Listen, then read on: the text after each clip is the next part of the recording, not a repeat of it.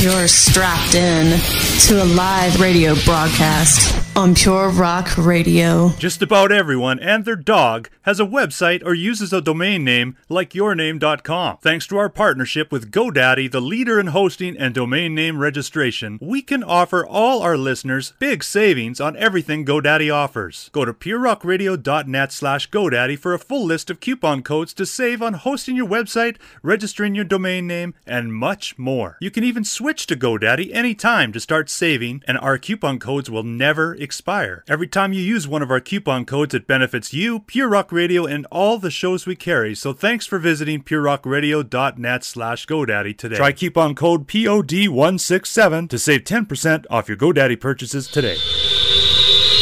Welcome to the Used Bin. All music, all the time. What are you listening to? Used Bin Radio.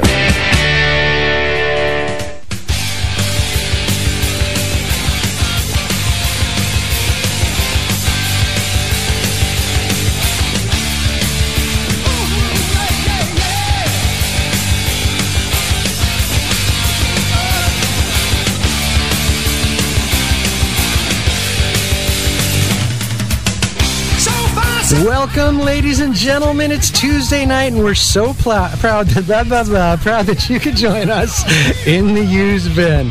Hey, boys and girls, it's your pals, Brad and Joe, and we're here to rock your balls off tonight.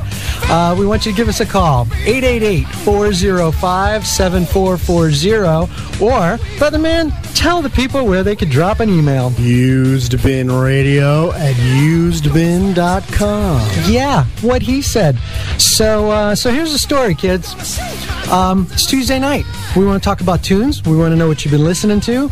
We want to tell you what we've been listening to. And a little later tonight, we're going to have our featured guest, MATT SCANNELL. I'm probably butchering the guy's name, but we'll get it right when he gets here. Because my guess is... Or he'll butcher us. Or that. But my guess is, even though nobody in the room knows for sure the correct pronunciation, my guess is when Matt gets here, he's going to know. I say 50-50 on that. Okay, fair enough. Mm-hmm. So we're going to have Matt here. And, of course, he is the founder, singer-songwriter, and all-around swell guy from Vertical Horizon. And an F.O.P. And an F.O.P. And a big F.O.P. He's a big F.O.P. He's a big mother F.O.P. and more about that later. Right. We also have in the studio our pal Steven. Hi, Steven. Hey, Steven. Steven's here rocking out with us. And so if we say anything that is factually incorrect, I have confidence that Steven will come to our rescue and will make it right. Damn it. Brother Man. Sir. How are you, pal? I'm ruling the world. You know, we got Rachel, the queen of evil, death, and metal, coming in the studio here shortly as well. Well, speaking of death and metal and evil, I think we'd be remiss if we didn't open fire right now and talk about the fact that the sad passing of Phil Cannemore from Y&T. Yeah, it's a drag. It feels like it's they say it goes in threes, right? Or it comes in threes, and it seems like there's lots of rock star deaths happening right around the beginning of the year. But yeah, Phil, he was battling. What was he battling? Was it lung cancer? He was battling Dave Manichetti for 35 years, apparently. No, they were best buddies. Yeah, that's true. Yeah, I think it was buddies. Leonard Hayes that had the. That's the issue. Had the issue. Well, dude, Leonard Hayes went from like skinny rock guy, like he was like the guy in that band for a minute. Remember? And then he went and he filled in for Fred Curry for a half a second in Cinderella. Oh, did he? Oh yeah, and then I didn't even remember. Oh that. Yeah, and then he blew up like a fucking blimp. He did. And then he's hasta luego. Now I saw Y&T. Is he back in Y&T? Well, I don't honestly. I don't know what the current state of Y&T is right now because of the Phil Cannemore situation. But he did rejoin the band. I want to say it was about 5 years ago, because I think it was 3 years ago that I went to see Y&T. Manichetti was still outstanding as a singer and a guitarist. Right. Cannemore was in great form. They didn't have the original bass player, Joey Alves, but Leonard Hayes was back behind the skins. And I got to say, although he did a fine job of keeping the pace and, you know, throwing in the occasional fill, the guy was just a sloppy mess to look at because he was several pounds over capacity. Yeah. And he had, there's no other kind way to say this, he had the teeth of a crystal meth fanatic. Yeah, well, but except that he had the weight of an overeater. Yes. And the teeth of a crystal meth addict. Yeah, so you do the math. That's a formula for no bueno. That's ese no bueno. That's what I'm saying. Yeah, that's no good. But very sad day with Phil Kennemore passing away. Absolutely. And I know they were set to go tour again too this fall. So I don't know if that's or this spring I should say. And I don't know if that's happening or not happening or what the deal is with that. But yeah. I will say this though about Y&T. I went through a phase with Black Tiger. Yeah. Where I probably listened to that record every day for a good year. Sure. Classic that record stuff. Is so good. Just really, really good. People forget how great that band was. And anybody that was around and going to shows in the 80s invariably saw them a bunch of times because they never quite got the headline status, but they toured with everybody. Right. I must have, although I think I only went to maybe 1 or 2 headline club shows, I must have seen them 20 times during the course of the 80s with the likes of, Kiss and Aerosmith and just everybody. They were constantly touring. I remember seeing them with our buddy Souk with Fraley's Comet opening up at the Wiltern Theater. Of course you did. Yeah, that was Ace's first tour back after Kiss, the first Fraley's Comet tour, and they were great, man. Manichetti is just a beast. He's an extremely underrated guitar player, and so I was a big fan of them. And yeah, it's just a drag. Seems like a lot of people are dropping like flies these days, and I don't know what's going on with that. I think it's a Bill Matlock, right? It's that was the drummer who plays with Eric Johnson, who I think who recently passed away a couple weeks ago. Right. So it's Bill Maddox. I'm sorry, I totally butchered that, but just a drag.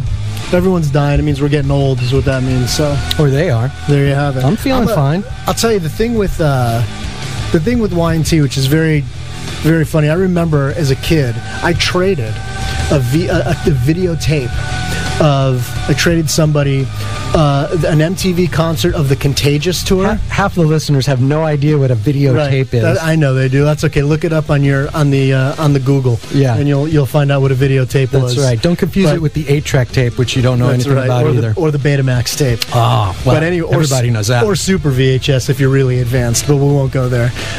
Anyway, so I traded somebody a copy of an MTV concert of the Contagious tour, Y&T's Contagious tour, with a Jimi Hendrix documentary that I had, and I watched that. Oh, so this was Contagious tour a million times. Not a store bought, but a recorded off of TV kind of thing. Recorded commercials and all.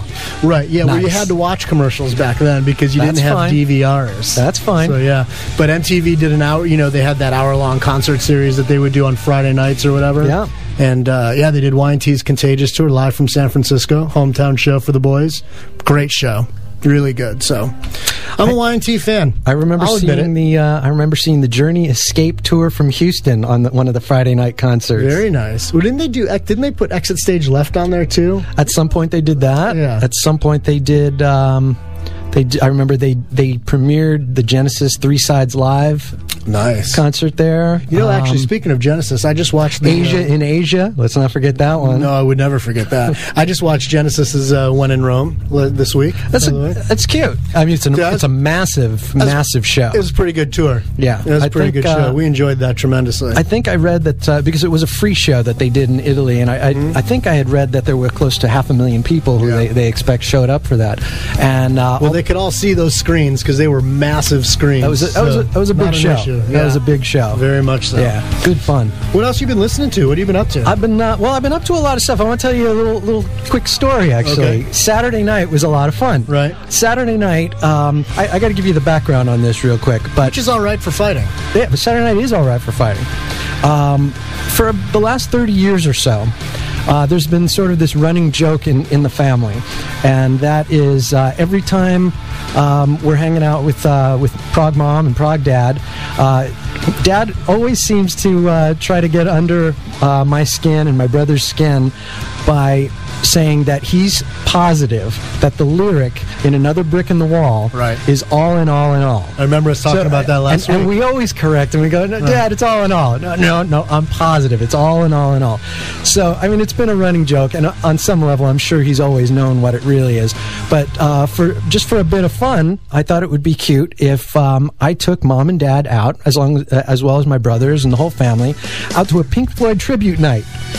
Right. So we went on Saturday night to go see Which One's Pink, who I mentioned them a couple of months ago. We went, and great band, really tight, make no pretense to try to, do anything cheesy like dress up or anything like that. They just play the music and they get it right.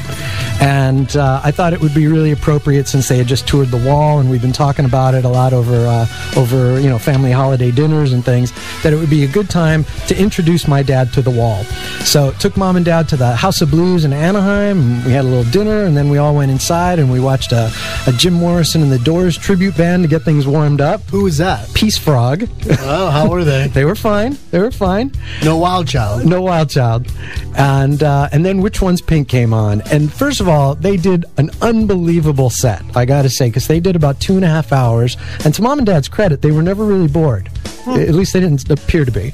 And what they did was they kept bouncing back and forth between The Wall and Dark Side of the Moon. And they pretty much did that all evening and threw in 3 unusual tracks, other than just bouncing back and forth between those 2 records. And so as far as the unusual tracks, they did Final Cut, which Floyd never even performed live, which was very nice. They did Atom Heart Mother, which is just retarded. Right. And then they did Cymbeline, which is very nice. Very nice. And seeing my mom rocking out to Cymbeline is just enough to make my head explode. But at the end of the night, my dad goes, "Oh, so it's all in all." I'm like, but I got to say, they are great. If you're on the West Coast, check out Which One's Pink. One of the better Pink Floyd tribute bands that I've seen. I've never seen the Australian Pink Floyd tribute.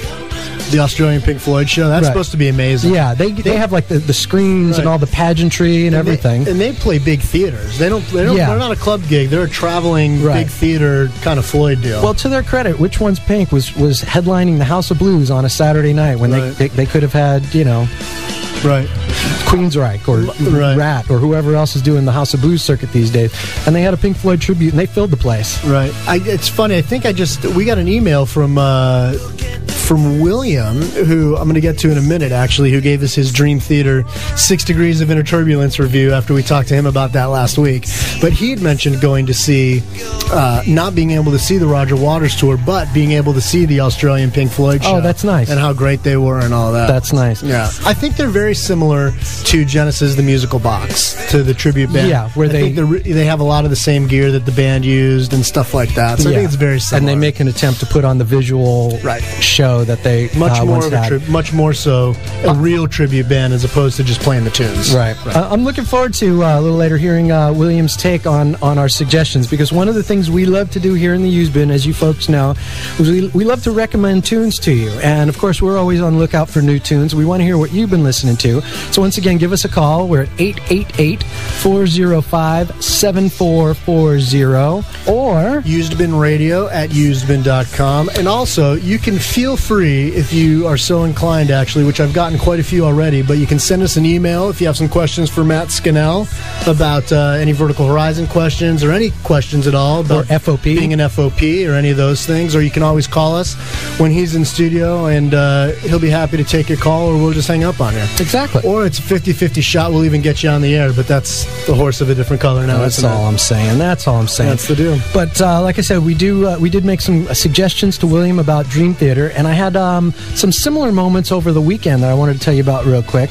I love being that guy who is disseminating the information and trying to turn you on to some new tunes. And so on Sunday, having just spent the evening rocking out to Floyd with Mom and Dad, I took a Sunday afternoon trek over to my other favorite place in the world, Amoeba Records, ladies and gentlemen. Very nice. I was hanging out at Amoeba and doing one of the things that I like to do, which is just sort of hovering in the Marillion section to see if anybody flips through the discs so that I could strike up a conversation. And sure enough, somebody started flipping through the Marillion section, made me smile, and he looked at me like I was stalking him, which I was. Right. I was like, "You into Marillion?"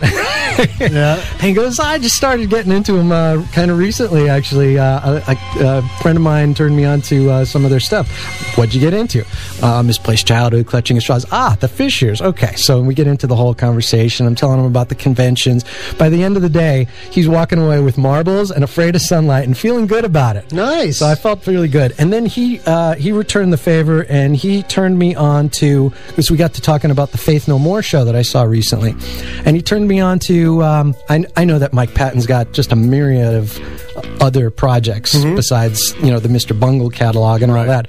Ton of other stuff that he does. And he turned me on to a couple of things. So I picked up Mike Patton's Mondo Cane. Now, do you know anything about this record? I do. Sings it all in Italian. Yep. And it's really good. It's probably not the average metal listener's cup of tea, right? Because it's I wouldn't say it's comical, but it's more sort of traditional Italian music with a sort of a pop sensibility about it. But because it's Mike Patton, you can't help but think there's a level of kitsch. It would be like if Frank Zappa did an all-Italian record or something. It's sort of along those lines. But it makes you smile, and it's good fun. See, I can't listen to those records for very long. I listen to them once, and you go, all right, it's cute for what it is. It's more of a novelty thing than anything else, but it's nothing that I would ever put on again. Right.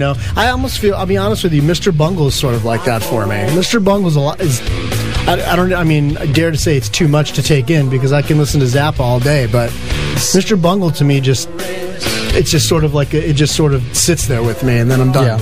I can't really go there. Not on a regular basis. The Mr. Bungle stuff was really out there and very avant-garde and very wacky. Yeah.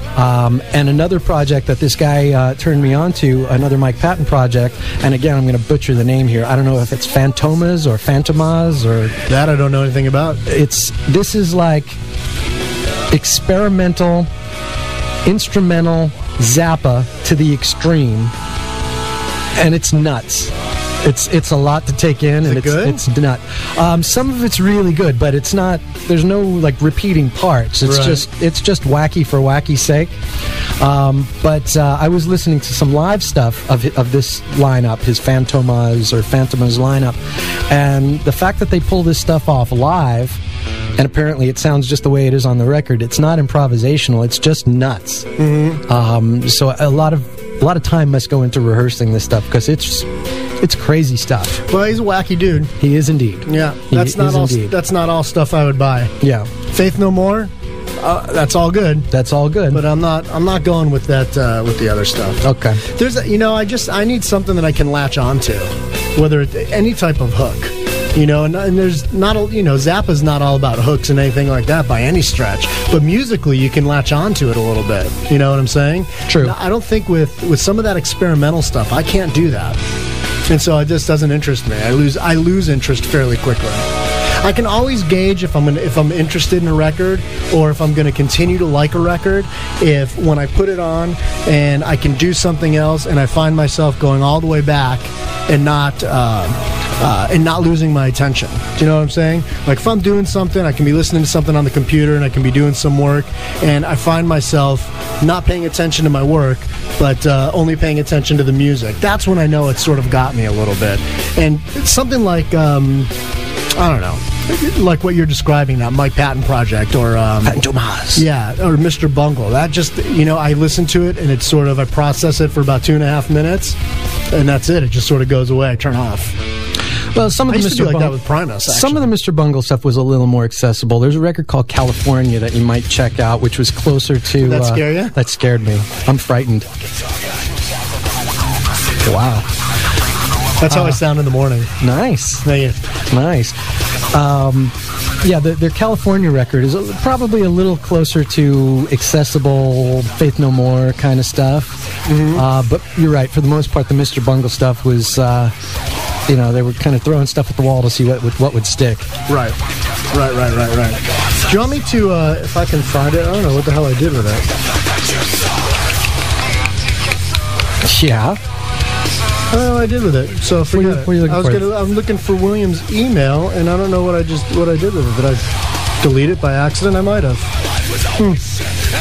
That would be a drag if I did that. And if I did, I'm sorry. I'll have to find it another time. But, yeah, Williams' review of 6 Degrees is pretty good. Look forward to hearing it. So I will find that. Look forward to hearing that. You know what I listened to today? What's that? The new Cake record came out today. Cake! Yeah. Are you a Cake fan at all? Cake! I'll have a slice every once in a while, but don't love the band if that's what you're asking. Not a fan? No. I like Cake. Yeah? I do. Cake! The thing with Cake is that every record sounds the same. Which, you just have to sort of know getting into it. It's produced exactly the same, and the songs are very similar. But I love the horn. I love the fact that they get really funky sometimes. And I think the songwriting is fairly clever. So this new record, Showroom of Compassion, it's a 50-50 record, I would say. There's about half the record is pretty good. The other half is pretty shitty. Really? Yeah. And like I said, I'm a Cake fan. I've seen them quite a few times. And they're a lot of fun, actually.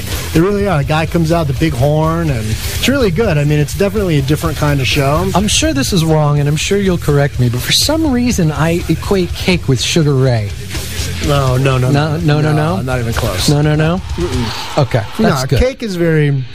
Cake is very indie sounding. I mean, yeah, Cake's very indie sounding and very kind of cool like that. Sugar Ray is just awful. You know what I mean? Sugar Ray was like bad cheeseball pop songs that were like sort of written to get played on hot AC radio, and they achieved their goal. I think they were just written so that he could get some nookie.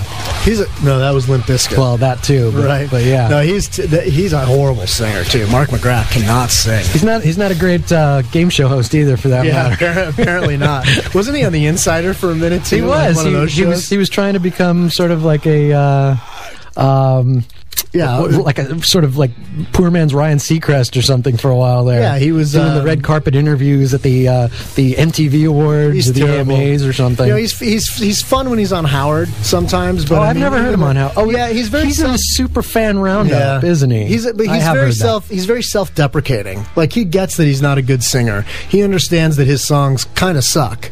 You know what I mean? Like, he sort of gets all that. I don't know if he really believes what he's saying or if he's just doing it for Howard's sake, but he's absolutely right. His songs do suck, and he's not a very good singer, so Cake's nothing like that. Cake! Yeah, they're really good. I love Cake. I really do. Cake. I'm looking forward to seeing them. Thank you. I'm looking forward to seeing them. They're coming to the Troubadour, actually. So I haven't seen them in a small club in quite a while. But they play those K-Rock acoustic Christmases. Huge crowds. And people were into them, but that was the Going the Distance song.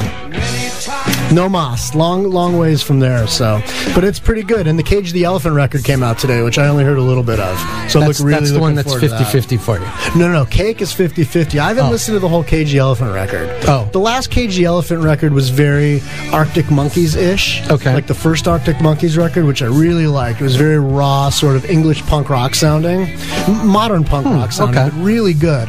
Whereas, and the Cage the Elephant record was a lot like that. The Arctic Monkeys have since completely fallen off the edge of the world. Like, I have no clue. Falling off the edge of the world. Yeah, dude, their records are awful. Yeah. Josh Homme produced the last Arctic Monkeys record, and it was just an unmitigated disaster. So, but the Cage the Elephant record is supposed to be excellent. So I'm really looking forward to delving into that this week. Nice. Yeah. What else you been listening to other than those? That was it. I listened to a really old record this week too, which I put on a thumb drive for you because I didn't know if you had it or not. Okay. But you remember a band called? Oh, hold on a second. We're getting phone calls now. Let's see if we can. We got phone calls. Let's see if that works. Hello and welcome to the Used Bin. Who's this?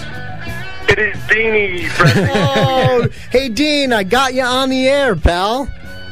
Oh yeah. I read, and you didn't drop the call. That's right. I read your email. Don't worry. He took a correspondence course over the weekend so he could learn how to press the buttons. And here you are, living proof. Here you are, Dean. How are you, buddy? Good. Excellent. Good. My bloody laptop's on in the background, and I can't turn the speaker to. Oh, there. I've turned the speaker off now. So, just wanted to call in. May I be one of the last to wish you a Happy New Year? Yes, and to you. Wish you Happy New Year. And to you, sir. What was the first record you listened to in 2011? Oh, dude. Do you know? I really can't think. I mean, I was away. We were on the mountain, and I was listening to one of my numerous what do you call them, playlists, depending on my mood as I'm skiing down the hill. I have no idea. But that Hot Rats album, have you given that a chance? Have you given it a whirl yet? Which record? Hot Rats. It's the Zappa record? Zappa. Yes. No, it's a band called the Hot Rats. Oh, okay. And it's 2 of the founding members of Supergrass. It's kind of fun, actually. I love Supergrass. I'm definitely interested in that. I just got to stop the proceedings for a moment and say, Dean, just right this second, like while we're talking to you, it's just amazing that the door swung open and in walks, in all of her glory, Rachel, the Metal Warrior Princess, is in the room. I just want to... Oh, my goodness gracious me. She is here. A moment of silence, please. And guess what, Dean? You know what? She smells pretty good. Yeah. Oh, goodness gracious me. Well, next to you guys, I mean and she does, as does your lovely wife, Leah, Brad. But, thank you, sir. You two guys, absolutely. How you doing, Rach? Oh, she can't hear you because she doesn't have headphones. She hasn't strapped herself in yet, but... Dean's on the phone. He asked how you're doing. Stop it. You're driving me crazy. She said... Fantastic. There you go. So, I rarely can contribute to, the musical notes of your show, but with Vertical Horizon coming on tonight, I've got several of their albums, and I do enjoy them. In fact, it was my brother-in-law who turned me onto them with, was it Go? With, oh man. Oh, shoot. I think Go is one of their indie releases, right? No, Go is the record right after Everything You Want. Oh, okay. Yeah. That was the one that... yeah. After you. Oh, no, I was just going to say that was the record that got pushed back, and I think eventually RCA released it, and then nothing really happened with it, and then they re-released it a year or so later on an indie label. Oh, excellent! No, because I think that was the album that my son got me, and that was one of I just remember that was one of his early albums when he'd be sitting in his baby chair, screaming at not screaming, but singing the words at the top of his lungs. It was great. Nice. Good. I'll tell you something funny, Dean. Just as long as you're mentioning, the image of kids with records and getting into music. I saw a photo today of Brad's little boy sprawled out on the floor with a Rush DVD and looking up at the camera. And I'm telling you, this ought to be the picture we use for the billboard to promote Used Bin Radio. We teach them young over here. Absolutely. We'll certainly get it posted on rushasaband.com anyway. Yes. For sure. Yeah, we'll have to do that. Oh, that's true. We should do that. Echo was the song I was thinking of. Right. George used to love that one. And there's some killer tracks on there. But anyway, like I say, I can rarely contribute to the musical content of the show because I'm such an idiot. But there was one thing. You're not an idiot, Dean. You just drink a lot. No, I'm just kidding. Well, there's that. There is that, and there is a bottle of Hendrix that is just waiting to be cracked open. I wonder, and you'll have to ask your guest when he gets there if you remember. So write this one down. But they've never been, I don't think, a Christian rock band. But some of their songs, kind of have a message. So I wonder what was behind that. Because what's the other band? The Hints and Allegations and things left. Collective Soul, right? Oh, right. So they had that song. Shine, were they a Christian rock band? No, and they spent the whole of their career trying to distance themselves from anything involved with the cross kind of thing. So I'm just intrigued to know if is it none of my business, perhaps, if he's spiritual. Or we'll definitely. But I'm just interested. We'll definitely ask him that. Is there a specific lyric or specific song that got you thinking about that, or was it just the band overall? No, probably the band overall. Okay. I'm looking at my iTunes right now, and I've got 1, 2, 3, 4, 5 of their albums. No, 4 of their albums. Wow. And I don't know. There's certainly some of the songs there, and I can't cite the song or the lyric right now. But that had me thinking. Oh, that's kind of got a not necessarily a Christian lyric behind it, but it's just got some depth behind spiritual it. message. Yeah. Exactly. I definitely, I definitely see where you're coming from with that, for sure. So, we'll make sure that we bring that up to him tonight. Or if you want, you can always call back when he's here, although I don't know that we'll take your call, or I don't know that you'll get on the air. It's possible that I'll drop the call again. Or I could be exceedingly drunk, very, very drunk by then, of course. Then you definitely have to call. Yes, definitely. That's right. We'd like to get you at the beginning of the show when you're thinking clearly, and towards the end of the show when you're bonkers. Right. Yeah, that would be good. You could sandwich our program tonight. Oh, a Dean sandwich, that sounds kinky. Where are you,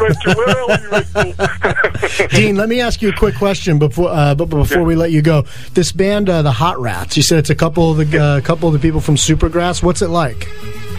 I don't even know why I downloaded it. I was on iTunes, and I was looking for, I don't know, I don't even know what I was looking for, but they sprung up, and so I thought, I'll have a go at that, and so I downloaded a couple of the songs, and I downloaded a bit more, but it's covers. So, okay. But the best one on there is a song called Big Sky, and I couldn't even tell you who probably sang the original Big Sky. Probably the Kate Bush song, I would guess. Dude, that would make sense. You know one better than me. There's a really awful cover of the Beastie Boys' "Fight for Your Right." I mean, it's total, absolute toilet. I mean, I just want to vomit. Not the kind of song anybody should cover. That song should never be covered. I certainly would agree with that. That's a cute novelty song for what it is. Yeah. And in particular, the way that the guys covered it, it was just real soggy poo-poo. It was just sorry, boys, if you're listening. Anyway, so give it a whirl. And by the way, I did. I mentioned in my email to you, I downloaded some of that King Baby. Oh, and, good. Yeah, they're friends of the show. Oh yeah, and I've been Dutch. I was so infused that I picked up my guitar yesterday afternoon. Wow, when was the last time you did that, Dean? Oh, I mean, I'm a poor rhythm guitarist at the best of times, but I mean, every now and then when the mood gets me. But yesterday I was so gotten, so I picked up the guitar and I was skipping around the room and playing along. It was good fun. Very nice. And nice easy tunes, so that was kind of very nice. So that's always a plus. Well, armed with that knowledge now, next time you're hosting a Francis Dunnery show, I'm going to insist that you do a duet with him on a couple of tracks. We'll see if that one flies. Wait, I want to know, you were skipping around the room with your guitar? Yeah, naked as well. There's a visual. I knew it's like you are the naked cowboy. And what was I strumming the strings with, boys and girls? And on that note, we better call it a day, eh? Okay. Good night, Dean. Have a great night, sir. God bless, guys. See you later. Bye now. Oh, Lordy. Well, the phones are now lighting up with because of Dean, I'm sure. Hold on just a second. Let's see if we can't figure this fucker out. Hello and welcome to the Used Bin. Who's this? This is Tommy Everhart, man. What's up? Hey, what's up, Tommy? How are you, man? I'm 21, actually. Oh, good. Well, okay. how are you? I'm pretty good, man. Sitting here in my bedroom, man. I just found out about this radio station. Oh, right on. Well, welcome to it. I like what I see. You guys got a lot of awesome shit going on there, man. Well, thank you. Man. Thank you. We like to talk a lot about tunes. We miss the days when we used to hang out in record stores and just talk with people that we haven't met before and share ideas of what would be good to listen to. But what have you been listening to? Literally, the main reason I'm on here is because Vertical Horizon is basically all I listen to. Right. Oh, very good. Then you're in the right place. In the last year of my life, that's all I've listened to, basically. Really? What's your... I'm not going to lie, I'm a straight-up metalhead, but when it comes to MATT SCANNELL, man, his writing is just... Everything else on earth just pales in comparison. He's my hero of all time, like, by far. Very nice. Very nice. And what particular Vertical Horizon record is it that you listen to? I seriously, when I go into work in the morning, I go from the beginning of their first album, there and back again, and I listen all the way through Burning the Day. Wow! And I have that playlist, and I listen to it every single day I go into work until the second I clock in to the second I clock out. Good for you, man. You're a fan. Good job. That's really great. How did you first get turned on to them? Was it during the 90s when they had the videos, or was it later? Actually, yeah. It's weird, man, because like back in I think 5th grade. I saw a video for Your God. Right. And I just I don't know what it was, man. At that time, I was naive. I was listening to NSYNC and everything else the school was playing and stuff like that. And anyway, man, I heard that song, and I instantly fell in love. I don't know what it was, man, but then for like the longest time after that, I just kind of got out of their music because I didn't really know who they were. Yeah. And a couple of years ago, I happened to pick them back up again and realized, holy crap, man, what have I been missing? I just didn't realize who they were at the time. When I heard them, it was like an epiphany. It's just like my whole life changed. Like it's no exaggeration. It's exactly the way it was with this band. That's huge. That's great. That is major praise. So, other than Vertical Horizon, I want to get an idea of what you're into. What other bands are some of your favorites? Well, I listen to a lot of classical, a lot of metal. Like my iTunes, man, I like a lot of bands that nobody really hears. Like Steve Vai is actually my musical inspiration, basically, as far as my instrumental music. Right. And as far as my songwriting goes, it's basically MATT SCANNELL. Like, I like I'm not big on a lot of the rock that you hear on the typical radio stations, because the stuff just gets played out and burnt out and stuff like that. But sure. Like Alter Bridge, I love Alter Bridge. Yeah. I love Creed. I love Dream Theater. There's a band called Eden's Curse. I don't know if you guys have heard of them, but they're they sound like more like 80s metal, but they're all more like nowadays. But they bring it back, man, and they just make it. They make it perfect to a T. Right. Nice. So obviously you play guitar, right? Are you in a band, or do you just write? Yes, sir. Me and my two buddies. We're not like they're more to learn how to produce stuff like that. Right. So basically, what I do, I write songs and stuff like that, and then they'll put a couple tracks with it, and they'll drum to it, and then we'll just. My buddy's got this Stone Art program that we record to. Right. So yeah, it's basically my project that I started back in like 8th grade, and it's called Eternal Liberty. And it's basically just us three, and we play what we feel, man, and in order to get what we feel, we listen to Vertical Horizon. That's awesome. Cool, man. Do you guys go out and gig, or do you guys just sort of play and record and have fun with it? We play and record mainly, but I personally, I've done shows for people and stuff like that. Like the town I'm in, a lot of times they'll have shows down on the riverfront. And I don't know what it's called. I guess like auditorium thing, but it's open.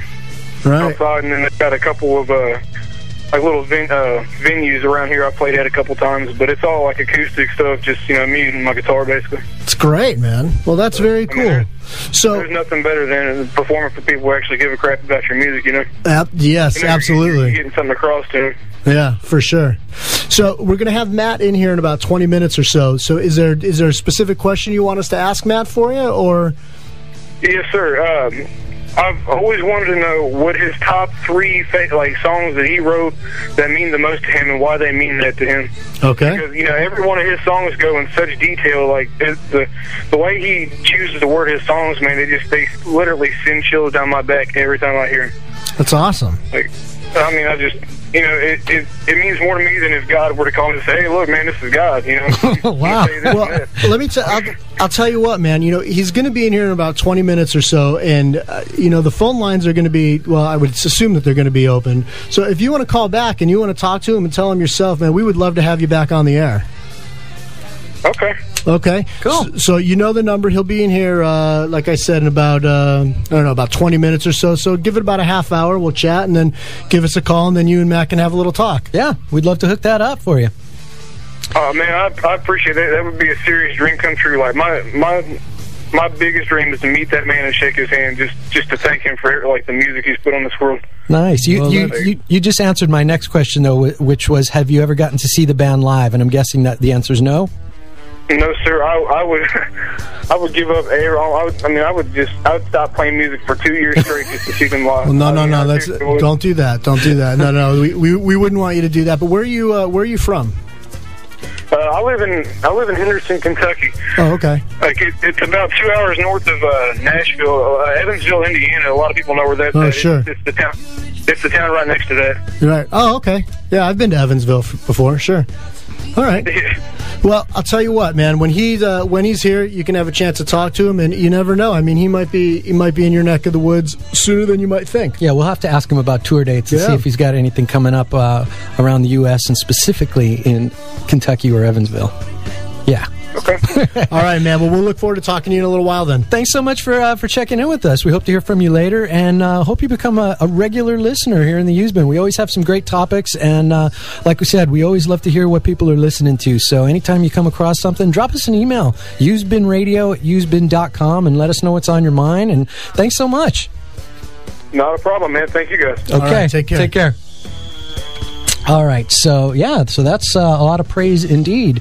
I think we should probably take a little break. We're going to go to a tune here, and then we'll pick it up where we left off. And we'll do something until Matt gets here. It's crazy. Anything goes. It's guerrilla radio. Easy. I'm going to give you a choice. Okay. Feel like a choice? I do. All right. How about, I'm not going to play Vertical Horizon. We'll do that a little later. Okay. But for right now, do you want something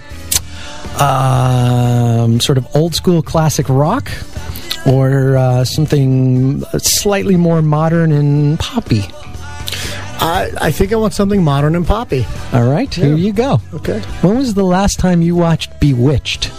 Oh, probably a year or so ago. Do you remember the next door neighbor's name? No. Well, you will in a minute.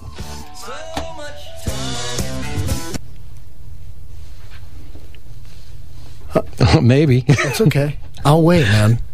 What happened there? Just relax. It's all good. There we go. There we go. It's the Tories. Oh, yeah. Love the Tories.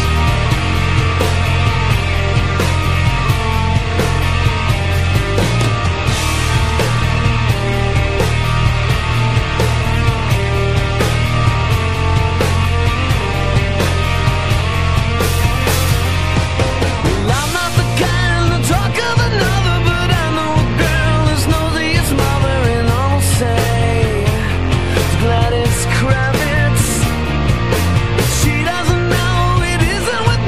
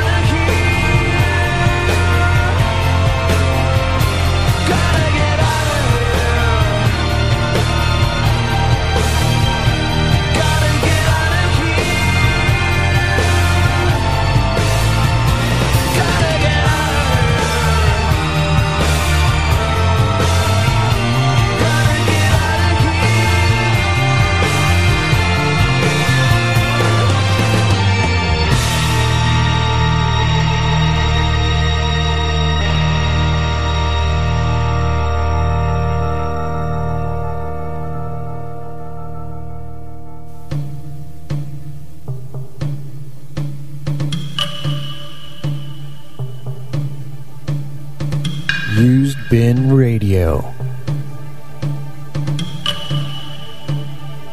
What are you listening to?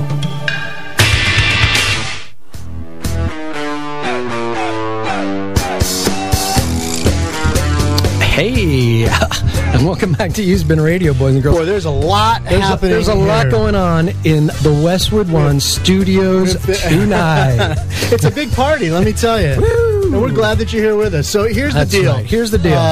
Phone numbers to get a hold of us, 888-405-7440. Take a breath. Take a breath. Do that again. I'll get there. You're the one that gets a little nervous when I say things quickly, but I have a plan. So just remember that. Okay. You've Been Radio, you'vebeen.com is the email. 888-405-7440. That's the phone number. And that's the story. So Matt is. That's right. Matt is here with us. He's in studio. We're going to bring him in just a few minutes. We're going to let him get warmed up and acquainted with the hundreds and thousands of fans that greeted him at the door. That's right. So we're going to go and do that. In the meantime, Joe Mama. Yes, sir. What else have you been listening to? Because I know that you went and saw the show. Yeah. Actually, you know, since we're talking about tunes, which we do have a tendency to do here, I got on sort of a Bjork kick over the weekend. You know, I remember you emailed me about Bjork, asking me if I had any, and the answer was no. Not a huge fan, but me neither. There were a couple of songs that I hadn't heard in a while, and, you know, I was in Amoeba Records the other day. And I picked up a couple of Bjork records. I picked up Post, which has Shh, It's So Quiet, which is a great little pop song. You've seen the video for that, right? My memory of Bjork is that stupid swan dress. Oh, that's everybody's memory. Right, that's the beginning and end of my Bjork. But she did a movie, and I can't remember the name of the movie. I'll bet Steven remembers. And the accompanying record... Do you remember? What is it? Dancer in the Dark. That's it, Dancer in the Dark. That's right. Because the accompanying... This is great. When we don't know something, that's right. The answers are coming. We know people. Like if I had like a Tool question right now, I would just turn to my left, and Rachel, the Metal Warrior Princess, would hook me up. No, the record that was sort of like the semi-official soundtrack, I guess, for that movie was called Edna Songs, I believe, and some great songs on there. I mean, it went with the movie. But there's one song that I've always been fascinated by where the lyrics are just her counting from 1 to 130. Right. Because I think it was 130 steps to the guillotine or something, not giving the plot of the movie away. Right. But it's basically this song where she's just like 31, 42, 57. Now I know why I don't like Bjork. It's awesome. And I can totally picture her wearing like a duck while she's doing that. Vespertine is her masterpiece. I was just handed a note that says by our esteemed producers. Vespertine is her masterpiece. I don't have that record, but I'll have to pick that up now, since now I know that it's her masterpiece. Okay. I just can't get into Bjork. On that one, she doesn't do numbers. She does letters. So she just goes A, C, Q. It's called scales. That's right. Yeah. Right. No, not interested. So got on a little bit of a Bjork kick over the weekend. What about you? What have you been listening to? I just wanted to tell you, this is from the new Cake record. Cake! Yeah, turn that up for a second. So you know a little bit what I'm talking about. Although I think this is not really Sugar Ray, is it? No. No. Does that sound like Mark McGrath? Shh. Okay, the song's over now. Anyway, that was it. I listened to this record. Did I tell you I listened to this band from the 90s called Gun? Do you remember Gun? I remember Gun. Right. Hollywood Irish Records or band. Something, I think. I don't remember. They were an Irish band, I believe. Okay. And the record was Taken on the World. I haven't listened to this record in probably 15 years, and I found it, in fact, when Ethan was digging through CDs today, and he was pulling out Rush DVDs and stuff. I hope, even though he's only one, I hope you taught him at least how to put them back in alphabetically, because that would make me crazy. No, fortunately, though, the DVD was just all my DVDs are still in a box, actually, believe it or not. So he pulls things out, he looks at them, and he throws them, but not the Rush one. R30, he pulled out, he looked at me, and at 1 year old, he says, and he winked. "Daddy, play me some Rush." That's not true, but I swear I think he said that. I swear he was thinking those words. Yes, if he could talk, he would have said it. I know he would have. I know he would have. Nice. Anyway, so I listened to the Gun Taking on the World record. Dude, it's a really good record. The production's awful on it. It's just god awful, actually. It's sort of like when we were talking about those old Simple Minds records, how bad 80s it sounded. Right. This record isn't much better than that. However, the songs are really, really good. Nice. So I really enjoyed that, and it was like a flashback. It's one of those records that instantly takes you back to where you were in that time. Right. You know what I mean? And I know I was just getting ready to start working here, actually. It wasn't sort of long. like anytime you listen to Wang Dang Sweet Poontang. No. No, because I could be doing anything listening to Wang Dang Sweet Poontang. That's true. But that record just immediately brings me back to where I was. So it was pretty good, man. I really enjoyed that. Very good. Yeah, so that was my big delving into the catalog. We had some of our Marillion pals over in Joe's garage the other night because we're plotting and planning and all organizing our trips and our travels for the Marillion convention coming up in March in Holland, and so we were watching some of the Marillion DVDs and getting all into that. But over the weekend, besides Bjork. Of course, I was listening to some Marillion, but I also got onto, as I often do, onto one of my Genesis Gabriel era kicks because I got an email from your pal and mine, Rob Grad. Oh, good. And he said, I had always forgotten that Peter Gabriel used to be in a band. I'm like, oh, God, here we go. Didn't we talk about that when he was probably here? And we were talking about that Hollywood Bowl show. Yes. And he was into it, and he liked the record and all the covers. We talked about that. Well, come to find out, he's a big Peter Gabriel fan, but he's just never gone back and listened to the old Genesis stuff. He probably knew one or two of the tracks, like The Lamb Lies Down on Broadway, right. But he didn't know any of the records. So he was asking me, which record would you recommend? And so I had to give him the crash course. And I basically told him, pick up Selling by the Pound immediately. Right. And if you're feeling adventurous, go for The Lamb. But I told him, Trespass, hold off. You're not ready. See, I go right to Duke. Yeah, but he wanted Gabriel era. So you said Selling England by the Pound? Selling England by the Pound, The Lamb if you're feeling adventurous.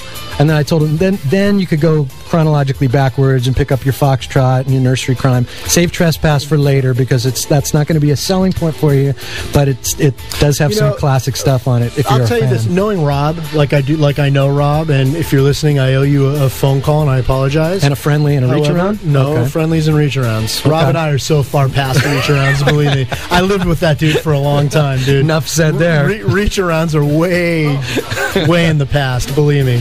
But a friendly, on the other hand. That's so 6 weeks ago. Yeah, 6 weeks ago. That's like 15 years ago, pal. Actually, more like 21 years ago. Nice. But knowing Rob, like I know Rob, he'll get right into The Lamb, and he can eat that. He can eat that right up. Like that's something he'll digest immediately. Good. So, yeah, I mean, the Supernatural Anesthetist is not everybody's go-to track, but he's going to dig it. That's all I'm saying. Yeah, I would think so. Very nice. Very nice. So. All right. Well, that's pretty much all I've been listening to. Genesis, Marillion, Bjork. 137. Where did the Bjork thing come from? Was it just sort of like out of the blue, or was it? Is there any reason why any human should listen to There was absolutely no specific reason. I cannot cite anything that I've read or heard or thought about that made me do that. It was just a random thing. Well, don't worry. Random. Don't worry. I'll punish you for that later. Okay, fair enough. I can promise you about. Fair enough. All right, let's go to a break. All right, you know what we're going to do here? We're going to play a song by the mighty VH. Vertical Horizon. That's all I'm saying. Nicely done. And you thought Somebody Get Me a Doctor was coming up. How about we go with a little bit of Welcome to the Bottom. And when we come back, we're going to have Matt with us to talk about Vertical Horizon. Sound good? Good. All right. Bring it.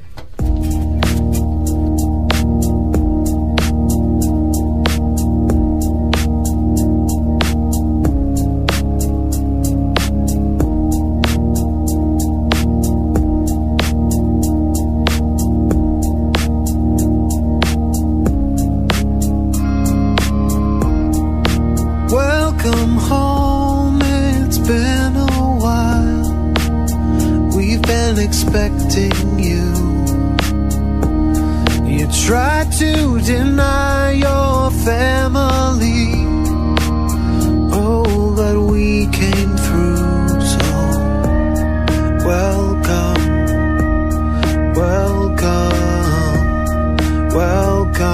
to the bottom.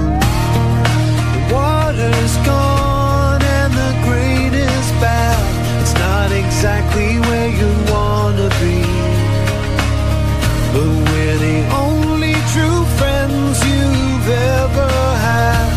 And this company loves your misery, so welcome, welcome, welcome to the bottom.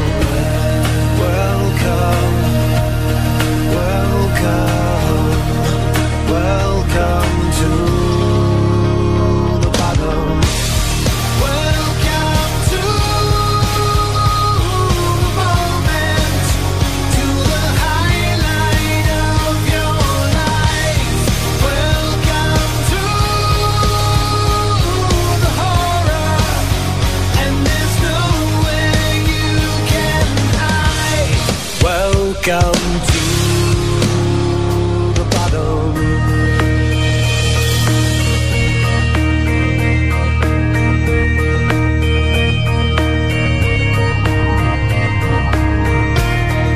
The acid burns and it takes its toll, but we all get used to it.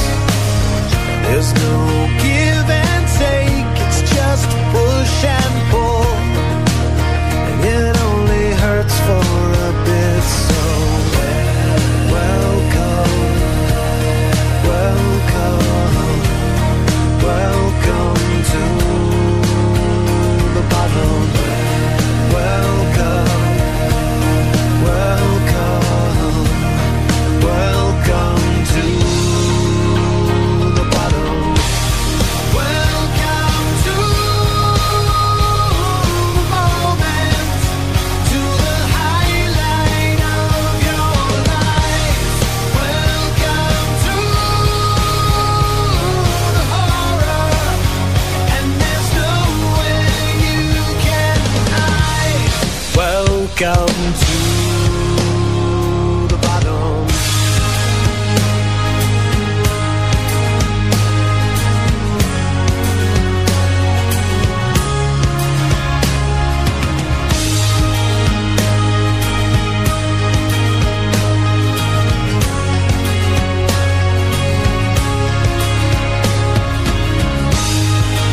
It's so endearing how you thought you could change. We know you'll be happy, you just need someone to blame.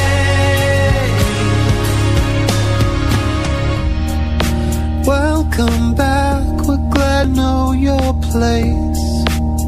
It's always there for you. Welcome to the moment, to the highlight of your life. Welcome to the horror, and there's nowhere you can hide. Welcome to the moment.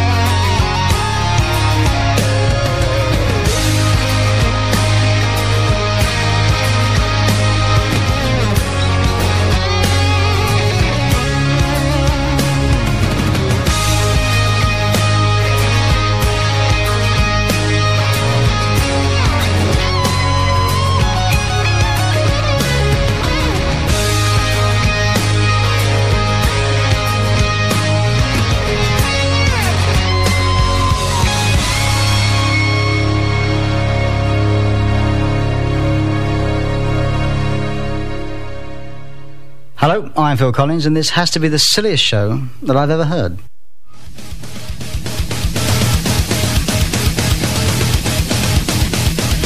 And welcome back into the Used Bin. And thank you all for joining us here tonight. Let me give you an idea of what we got going on here, because we have a lot happening. Yes, Brad, tell us. So here we go.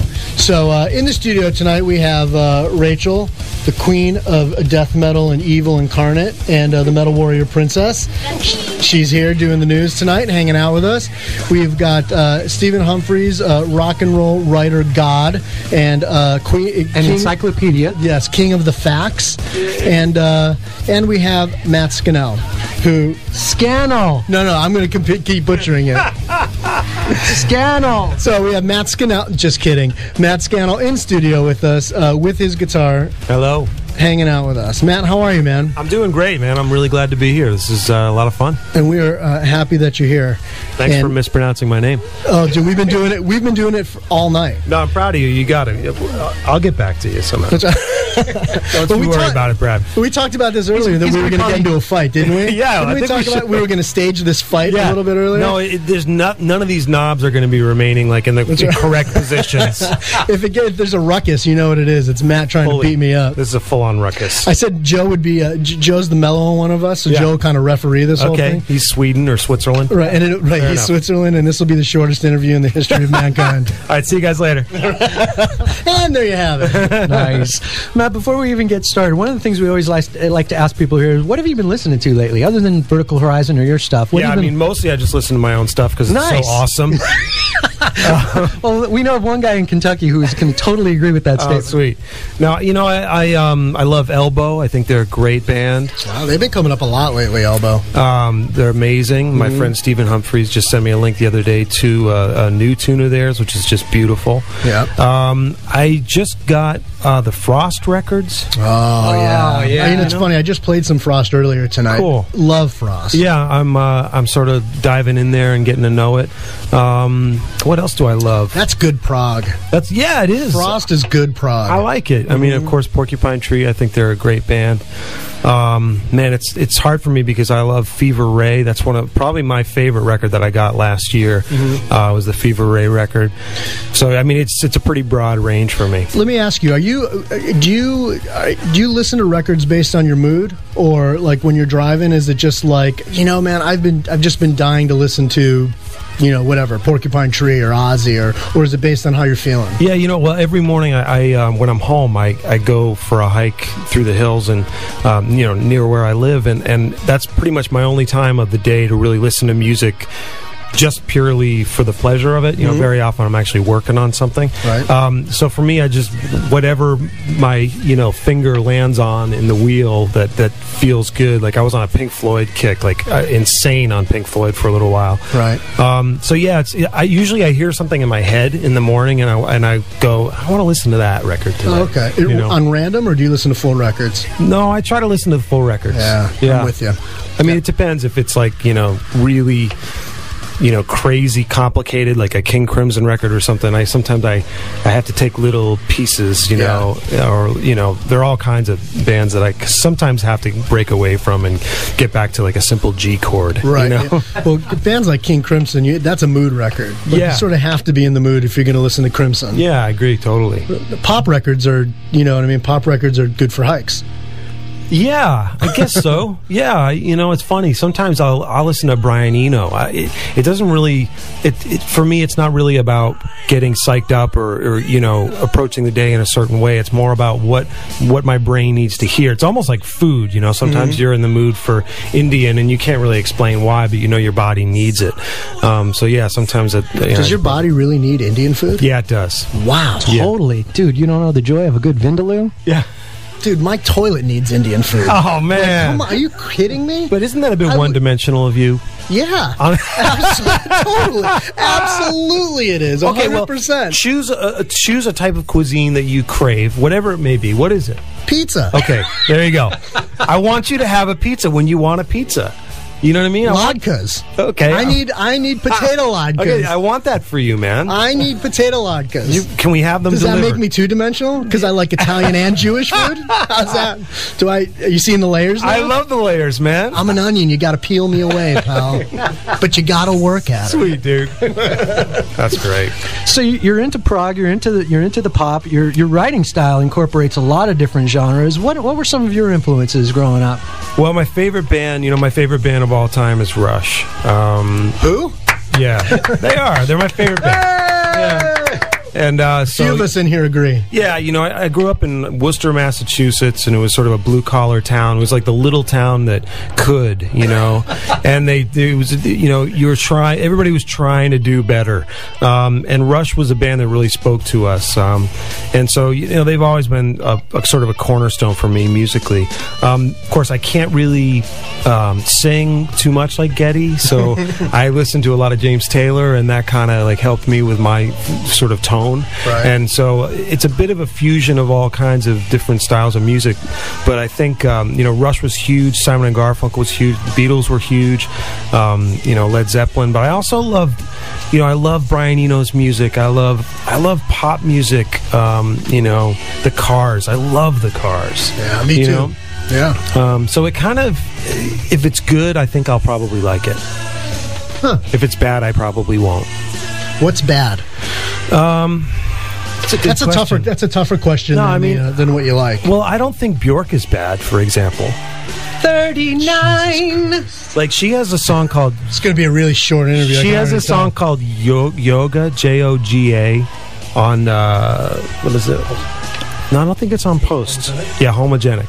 That's one of the most beautiful pieces of music I've ever heard in my life. So, and actually, funnily enough, I was actually in Reykjavik, just walking around town, and I thought to myself, you know what? I'm in Iceland. I better see Bjork, man. I want to run into Bjork on the street because I'm in Iceland, You just look for the swan. I walked into a restaurant. I swear to you, I walked into a restaurant, and I heard her voice. No, you did not. Yeah, and she was sitting down and having lunch. That is unbelievable. It was like, there she was. And I was like, that's Bjork right there. Wow. That's beautiful. Yeah, it was pretty cool. Serendipitous. It was. I mean, how many people, have been to Dublin and thought, I gotta find Bono, right? Yeah. Right. But Bjork, that's actually doable. Yeah, it's doable. That's doable. Turns out she goes to lunch. Yeah. Who knew? She doesn't eat bird food? No, that's not how that works. Did you say anything to her? No, she was there with, some friends or something. I just loved hearing her voice. Actually, speaking of voices, I met Amy Mann once, and I'm so used to, they have this thing with a microphone called a proximity effect. So the closer you get to a microphone, the more low end there is. And I was so used to hearing her voice right up on a microphone that when I met her voice was sounding a little thinner, a little bit, quieter. So I noticed as we were talking that I kept getting closer and closer and closer to her, and I was bringing my ear closer to her mouth so that I would hear what I heard on the records, and she started looking at me like I was a freak. She did. She was like, I need way more personal space than you're giving me right now. And you said, I don't care, and just kept going. I said, I don't care, and she gave me a restraining order, and it's totally awkward. That's hot. Yeah. It's so rock star. Yeah. And then we all went for Indian food. Yeah. Not all of us. I can promise you that. So that's cool.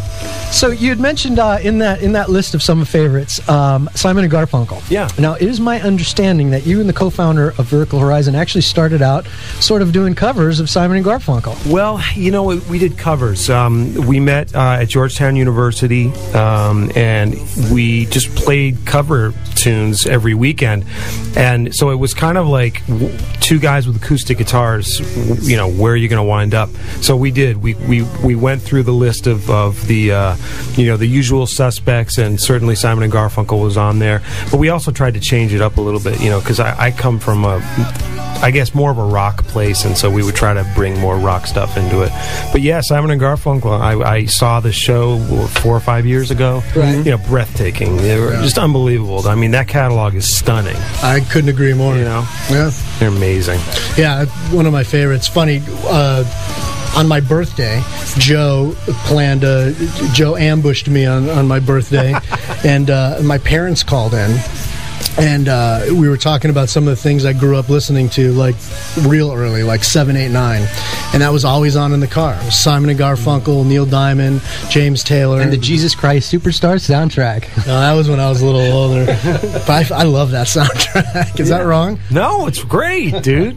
I don't really know it that well, but I love the, you know, it's like I'll have my Indian food and you'll have the Jesus Christ Superstar soundtrack. Wow. I don't even know what to say about that. No, I just can't imagine you eating Indian food while I'm belting out Jesus Christ Superstar. I'm trying to get the visual in my mind. You know, Ian Gillan played Jesus. Really? In one of the versions of Jesus Christ. And so did Sebastian Bach, by the way. Wow. Could you imagine that? I can. I think maybe we're going to educate you on Jesus Christ Superstar. I do. I love it. We're going to sit down and listen to I'm going to know it. That's funny you brought that up. You are the Christ, just the great Jesus Christ. That's right. That's awesome. Anyway, but yeah, that's what I grew up listening to too, and to this day, it's the stuff that sticks with me the most. Out of all the music I ever listened to, whether it's, you know, all the prog and Rush and whatever, Sabbath and all that stuff, something about that Simon and Garfunkel, you go back and it's a warm, cozy old friend. Yeah, well, and they're beautiful. I mean, their voices are perfect for each other. The songs are incredible. Sound of Silence is one of the most perfect songs ever written. Sure. What were the tunes you guys played live? You know, to be honest with you, I don't really remember playing any Simon and Garfunkel in particular, so maybe Joe knows something I don't know. But well, Joe was there. Okay, he was the guy eating Indian. He was eating Indian food. You don't remember? I don't remember which ones we did. I mean, that was the thing. Is like, in order to stay sane, you had to just keep doing different things and different things. So we played a whole bunch of stuff, and it's all gone now.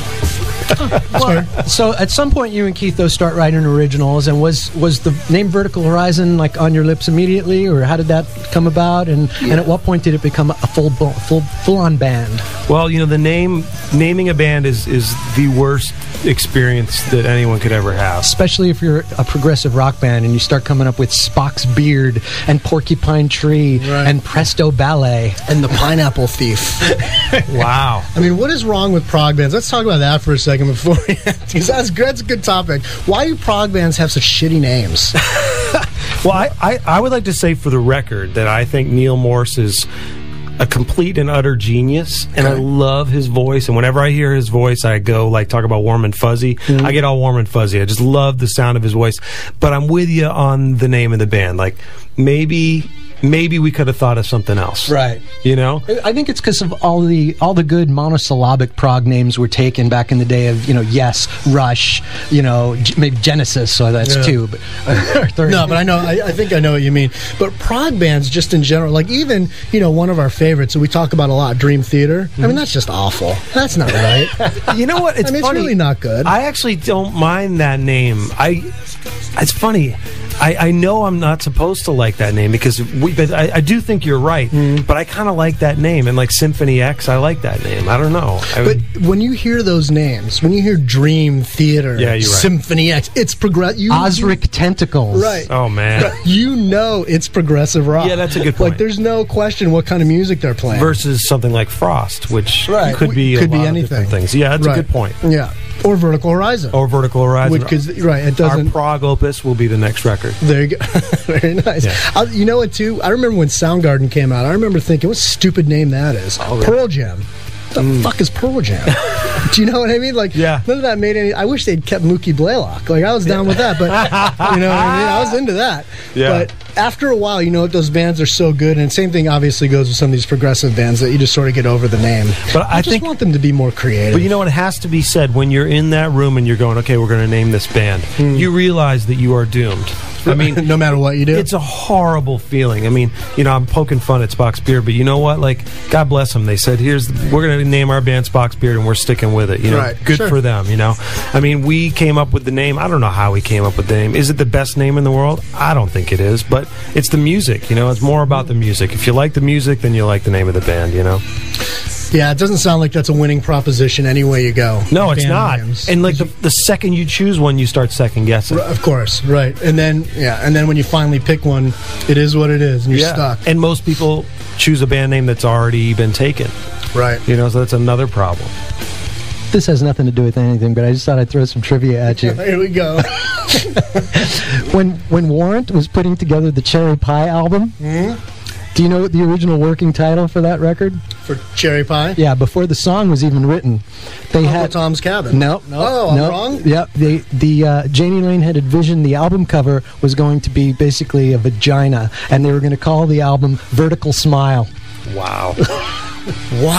Wow. And they didn't. And the record company said no. Can you imagine? Imagine.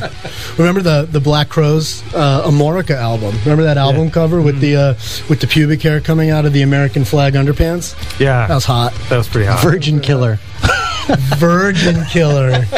Scorpions. That's right. Can you see the cameras in the air? Can you see them? We are filming live album here tonight. Okay, that's your Klaus Minor for the evening. I love the phonetic, the sound of those Scorpion vocals. It's like you can tell that there's someone in there going, no, phonetically. Right. This is rock you like a hurricane. I'm still loving you. Yeah, right. It's great. Yeah, this one is called The Zoo. I just got Tokyo tapes, and I'm starting to make my way through it. Yeah. So good. Speedy's coming. It's pretty awesome, actually. We got a phone call. You got to put those on. Oh. Yeah, sorry, just so you can hear the phone call. Man. Sorry about that. Hey, welcome to the Used Bin. Who's this? Mr. Tom Everhart again. Hey, Tom, how are you, man? Pretty good, you? We're doing well. So you're on with Joe and Brad and Matt. So say hi to Matt. Oh my God, Matt! What is up, man? How you doing, man? I'm seriously, I'm shaking right now. Like I never thought in a million years I'd get a chance to actually say hi to you. Oh man, I'm like a 12-year-old girl listening to Lady Gaga right now. Nice, dude. No, it's great to say hello. How you doing? I'm amazing, man. I feel like I'm about to have a heart attack. I don't know what's going on. Well, we'll breathe deep. We're going to take this slow and easy, man. It's going to be awesome. Dude, oh my God. But, so, Tom, tell Matt, you were telling us earlier about the fact that you listen to Vertical Horizon from morning until night, right? Yes. So that's right. And about what kind of an influence Matt's been for you, right?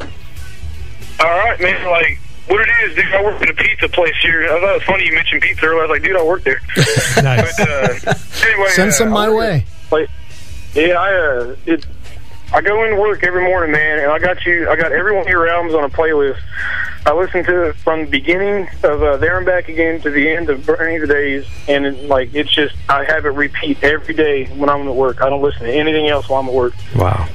Man. And it's just like, I went through some trouble, man, like last year, not like, law trouble, just, I was reading your interview, you had a lady on there about some heartbreak, and I was like, man, dude, like, this stuff you write about, it tears me up, because like you go into detail of stuff that you wouldn't think that anybody could even possibly think to write. Like the way you word things, it just like every lyricist that I've ever read, that everything just pales in comparison to what you write. Oh man, I mean that means so much to me. I'll tell you, it's an honor for me when someone like yourself really has the music resonate at its core. When it means something to you like that, just know that when you're listening to our music, that I am eternally grateful. I mean that means a lot to me. Thank you.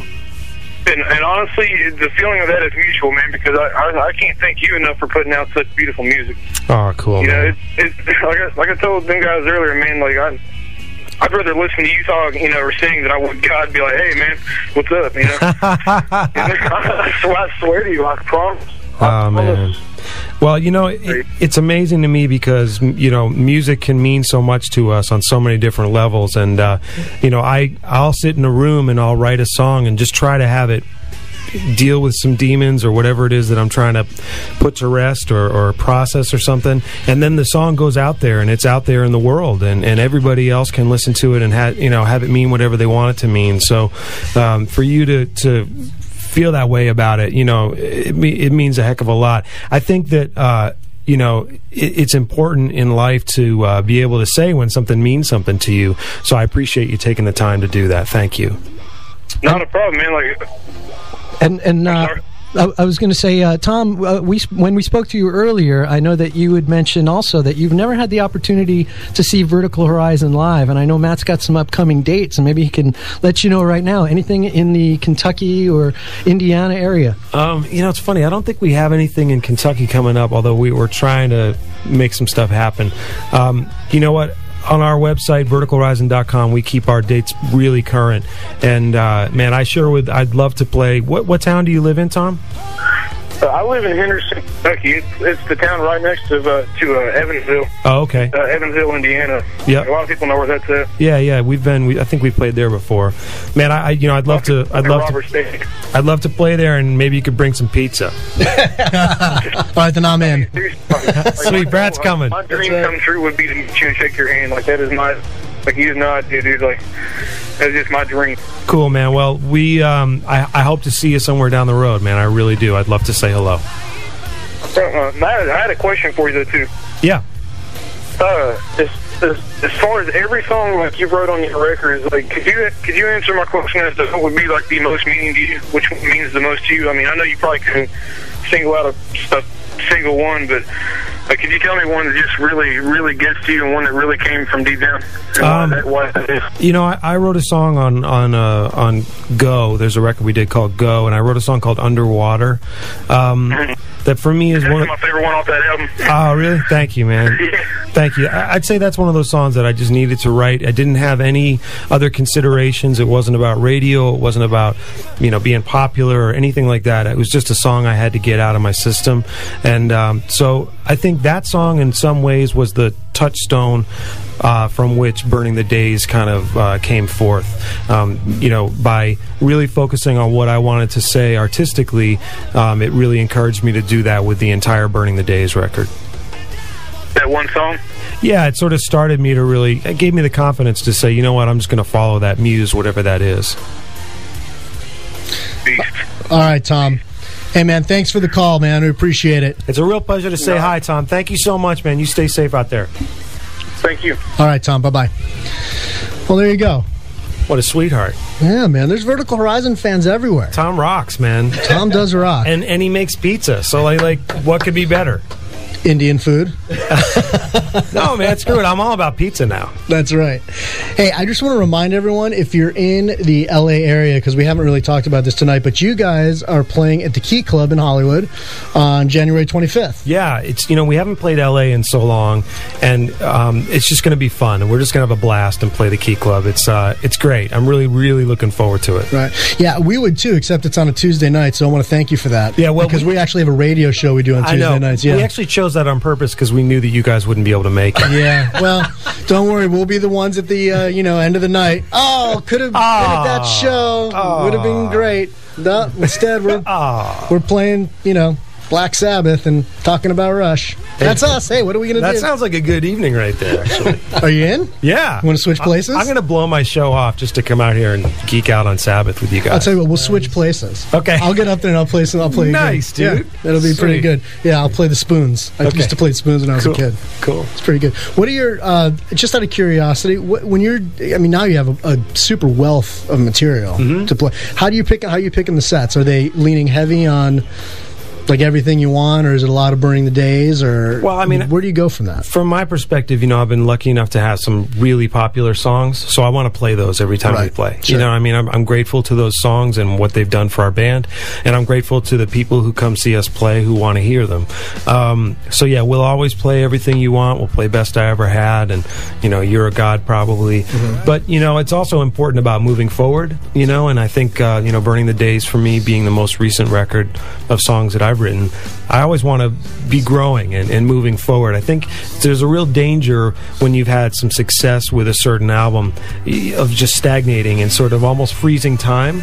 And I don't want to freeze time. I want to keep growing as a songwriter. And I realize that this business has ups and downs, and you have great periods and then you have drier periods, and just want to keep being creative through all of it. And I am so fortunate, and I hit your desk while I'm saying this. Hit it hard. I am, man. I'm so fortunate that this band is like a viable thing that people still want to see. In this fickle, crazy world, like we're so grateful to our fans. Like Tom, who really loves the band, and I mean, for us, you can't do it without people who want to hear you play. Right. You know, so for me, it's always about trying to give back and say thank you and be grateful and be humble, because it's a humbling experience when, you know, we go around the world, and we played a show in Jakarta, I guess a year and a half ago, for 16,000 people. Wow. Singing all the words. And Unreal. it's so far away, you know, but the music travels. And so I always want to be respectful of that, and I'm so grateful to be able to do what I do. Absolutely. Well, speaking of playing tunes, you have your axe with you. I do. You gonna rock out? I'm fully gonna rock out. Sabbath? I probably will play some Sabbath Simon right and now. Garfunkel medley? Yeah. We'll do a mashup. Wow, wouldn't that be something? It'd be so badass. That would be something. I'm down. All right, well, let me swing the mic over, and then if you want to play a tune, whatever you want to do, you can introduce it and go to town. This is the technical portion of the show. Yeah, this is it. It's too technical. Yeah. Whoa, that was a cool sound. Can I record that? So I want to give a shout out to my friends in the Special Forces who are listening tonight. So I'm going to play this song for Ninja. This is from Burning the Days, and I'm actually going to take my headphones off because I emote. It's called Save Me From Myself. Okay? Yeah, excellent.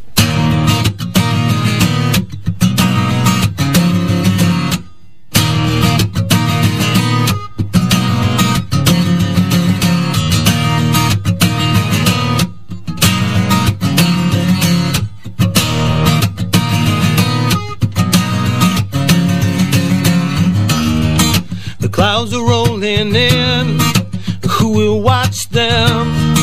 The waves are strong, the boat is gone, I hope they're swimming. A little boy lost in the woods, where's the clearing? The town is out there calling loud, but he's not hearing. Seems to me I'm always miles away, looking for my own face. Save me from myself, I can't relate. From mouth to mouth and still I suffocate.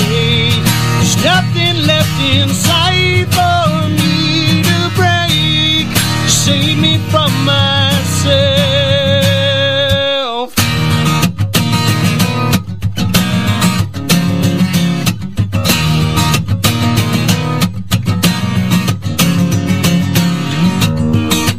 Bullet in the yard, slowly watching. The brown bag, the kids come back, and I'm just looking. How the wine is on the floor, the candles flicker, and your eyes fall, and I'm appalled. It's all just cinder.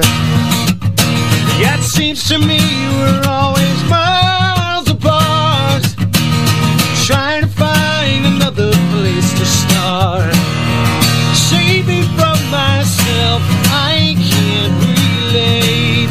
From mouth to mouth and still I suffocate. There's nothing left inside for me to break. Save me from myself.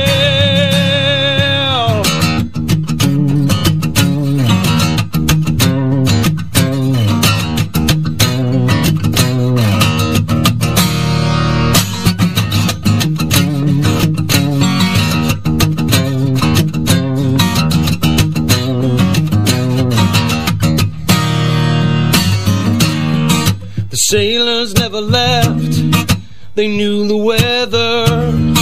When they were found, they were having drinks together.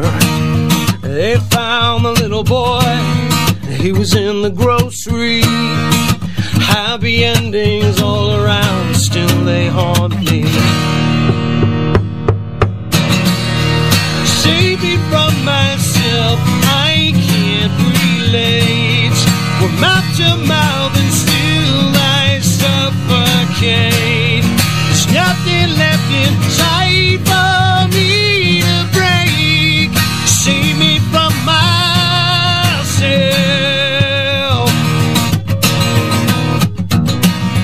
Save me from myself.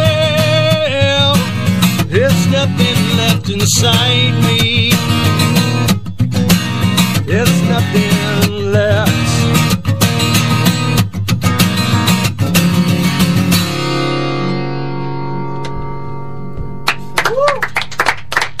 Thank you!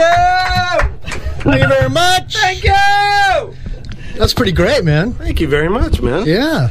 With conviction, you played that song. Well, you better. Yeah, there's no screwing around there. No. We've actually had some people come in here who've played acoustic, and they've all been really good, fortunately for us. But sometimes it's a little like, it's acoustic. No. It's very mellow. That was good. Thank you, man. Yeah. I don't want to half-ass it for you. No, we appreciate that. But otherwise, we're out for Indian food, and you know what happens there. Sad. It's a mess. Now, as long as we're talking about your acoustic performances, I got to ask you about this disc that I've got right here. Yeah. Of you duetting with Richard Marx, the king of the 80s mullet. Yeah. Yeah, that was a hell of a haircut. So how did you come to start working with and writing with Richard? Well, Richard is a dear friend of mine. He's like my brother. We met at Vertical Horizon was playing a show down in Tampa, the Super Bowl, whenever that was, like 9 years ago. Yeah. And his band was playing on one, street corner. Ours was playing on another. They shut down the whole downtown area. And our bass player was friends with his drummer, and I loved those old records. The guitar playing, Mike Landau is just killing on those records. Steve Lukather kills on those records. Yeah. And I knew that even though like some of the he was more famous for some of the ballads, like there's some really strong rock songs in there. And so I wanted to say hi and meet him. And it turned out, I'm trying to like say, hey man, I think your stuff's really cool. And he said, I love Vertical Horizon. I love this record. I know, all the notes. I know everything. And it was genuine, and nice. That's what I'm talking about. Turn it up. There you go. Yeah, this tune rules. These guys are good. They're so badass.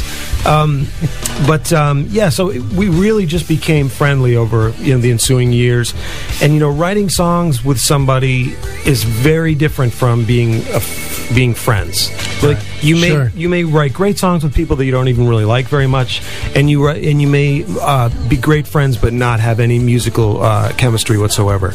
And Richard and I, fortunately, we're great pals, but we also, I think, write some really good songs together. So that is a live thing we did. We recorded it in St. Charles, Illinois, it's a document. It's like a snapshot of a show. Right. I can't wait to hear that. Yeah, I hope you like it. I really have a lot of fun with those shows. So the big question about Richard that I got to ask is, have you met Cynthia Rhodes? Of course. She's made me granola pancakes. Granola pancakes? What does that even look like? I'm telling you, man, she's Cynthia it's incredible because a sweeter person probably doesn't exist on the planet. Like, she is just absolutely lovely. She makes you feel at home and comfortable and welcome. I mean, their family is incredibly dear to me. I love them all very much. But, and she's a babe. I mean, let's be honest. You know what I mean? She's a total babe and a total sweetheart. Right. She was the sort of the fashion guru and template for my wife's 80s look. Really? Absolutely. She just adored her and all these, Dirty Dancing and all, Staying Alive and everything. Totally. I mean, she was iconic. Yeah. She's still rocking it. For sure.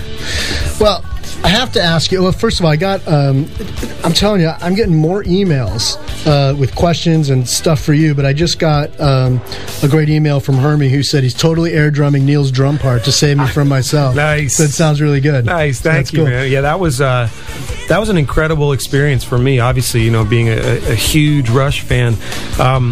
But Neil now to me is like a brother to me. I mean, he's.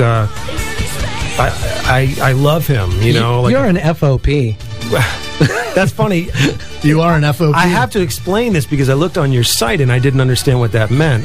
So you guys, everybody probably knows, but right. it means friend of Peart. So now I understand, and I guess, I am an F.O.P. But he would probably say he's an F.O.S. That's pretty cool. You know what I'm saying? Right. Like, it's probably what he goes around. I think he actually goes around telling people that. Does he? Yeah. Well, that's okay. We're all RFs and VHFs. Do you know what I mean? But you know what? Yeah. He's such an incredible performer and such an incredible drummer. Yeah. I mean, I don't know. We can go as deep as you guys want to with that whole experience, but we will. Don't worry. Yeah, cool. I'm proud of that dude for air drumming to save me from myself, because I'd like to air drum to that song actually. Well, I could have, but you should have. Yeah, that's true. I'm a loser. Let's go to the phones real quick. Who we have in the use bin? Hello. Hi. Hi. Who's this? Hi. My name is Beck. Hi. Hey, Beck.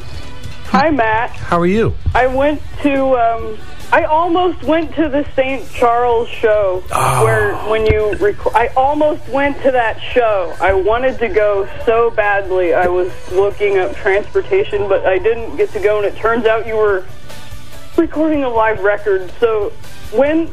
That's kind of like best case scenario for you, though, because you can just buy the record for $10. It's cheaper. Yeah, I mean, I feel $10 is $10. I feel so. I'm glad. Miss anything in the mastering? What's the mastering process going to be like for that? Well, it's already done, so I can promise you that the mastering process was very successful on this record, and none of the energy was really lost.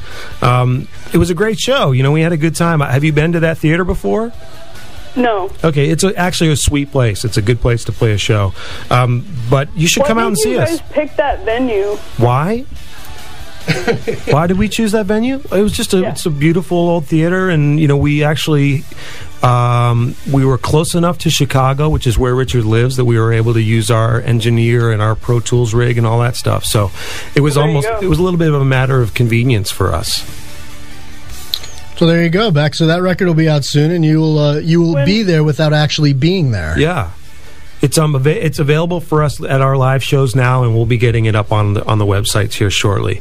I'm hoping for it very, very soon. Another weird question, I guess I've had that I've always wanted to ask you verbally, because it's hard to write it all out. But what year was Live Stages done in? That's a good question.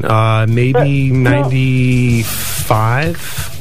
94? No, but what I mean is, and I don't know, I guess I've always been interested in mastering and audio and things like that, and back then you guys didn't have auto-tune. You didn't have... That's true. We didn't. So what was that like? Because you obviously in live performances you can't nail it every time, and on live that record. Matt can. Are you saying you like Live Stages, or do you hate it? I love Live. Oh, thank you. Yeah. Well, that was my favorite album of all time. Wow. Oh, that's really sweet. Thank you so much. I'll tell you what, that was an interesting experience. We recorded it down at Ziggy's in Winston-Salem. Rest in peace, Ziggy's. I always hear about these Ziggy shows. I was born too late. Well, we booked... I missed out on this exclusive club at Ziggy's where you guys had all these...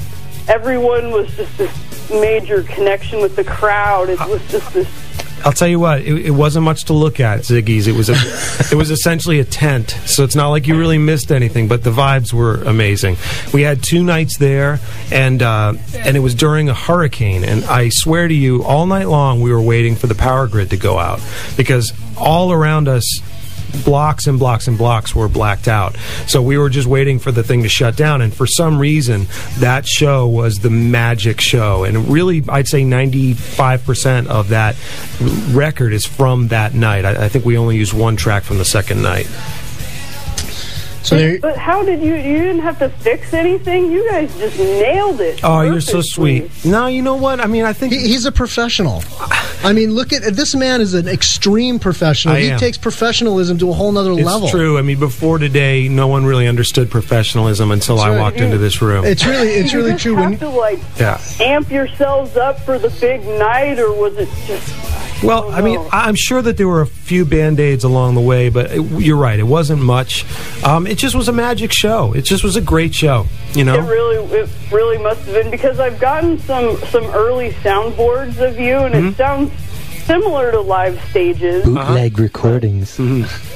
I love recording. Yeah, me too. All right, Beck, thank you. I want to set up a website of all your recordings. I want to call it VH Live Archive. Do it. Wow. I do it as long as I can hear them, too. All right, Beck, thank you so much for the phone call. Beck. Thanks for listening to us. I appreciate it. Wow. Dude, the super fans are coming out. I love it. It's the Matt Scannell fan club, ladies and gentlemen. I personally think that Beck should get into... You said it right, I know, dude. I tried to screw it up. I couldn't do it. I think that Beck should get into mastering.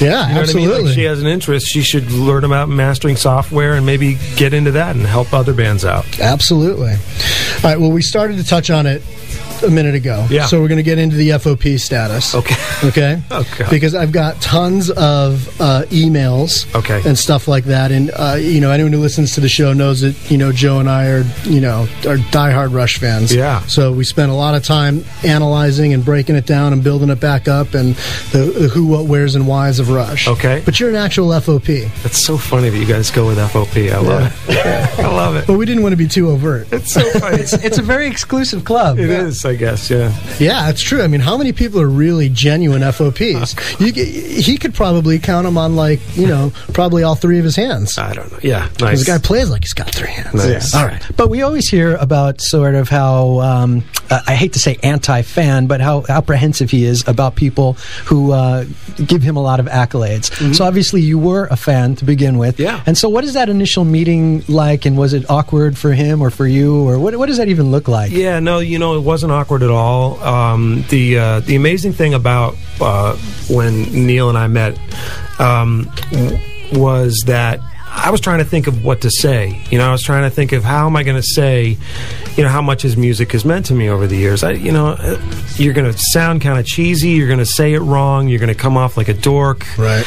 But I was thinking, look, sincerity wins the day, right? Let's just be honest, right? And as I'm thinking about what to say, as we're shaking hands for the first time, he sort of leans into me and he goes, "I love your work." Wow. And I said, "That's a good day." That's the ultimate icebreaker right there. I said, "I'm pretty much done." That's right. That's pretty much it for me.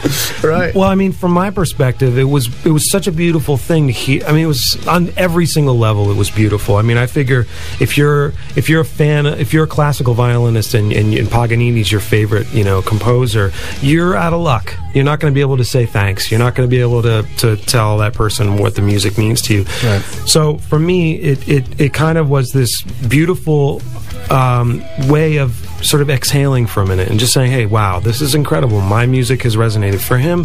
His music has resonated for me. And that's a common ground. And then, subsequently, it's like anything else. I mean, I just think it's not about becoming best friends it's not a microwave friendship. With anything, you got to take time. You get to know somebody, you realize over time what they do and don't do, how they are and how they aren't. And, he and I just became really, really close. I have so much love for him. I do. I feel like he's my brother, and I don't know. I don't know how that happens. It just naturally happens over time. Right. Is it strange to be... well, I'll ask you this question first. Does Neil call you and say, "Listen, I'm writing book"? You know what I mean? Is it okay if I talk about us? Or do you just go to the bookstore and go, "Oh, that's me and Neil's book"? Yeah, no. Yeah, I mean, he's actually really good about sort of touching base on things and, about what maybe if something might be sensitive for me, if he, if I feel okay about having it go in there or whatever. Right. I mean, this whole side of it, I don't really, I don't talk too much about it. For me, the incredible thing is that he's this gifted writer who writes these beautiful stories, and they come from the heart from him. And sometimes I my little bald head shows up, and sometimes it doesn't. But yeah, he's really great. I mean, for example, he's working on the new one now, and something was in there, and he's saying, "You cool with this?" And I was like, "Yeah, of course." That's great. Yeah. It's just got to be. Just going back to what Joe said.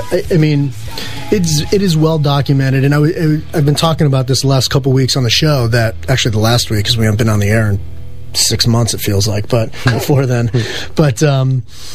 I was rereading Roadshow, and because I don't think I actually finished that, but I'm rereading it, and he makes it fairly clear in there his fear not fear, just his uncomfortability with fans. You know what I mean, and what that's like. And so when you're talking, you know, when you guys are meeting, you do that, and you tell him that you're a big fan of Rush. Is it different than?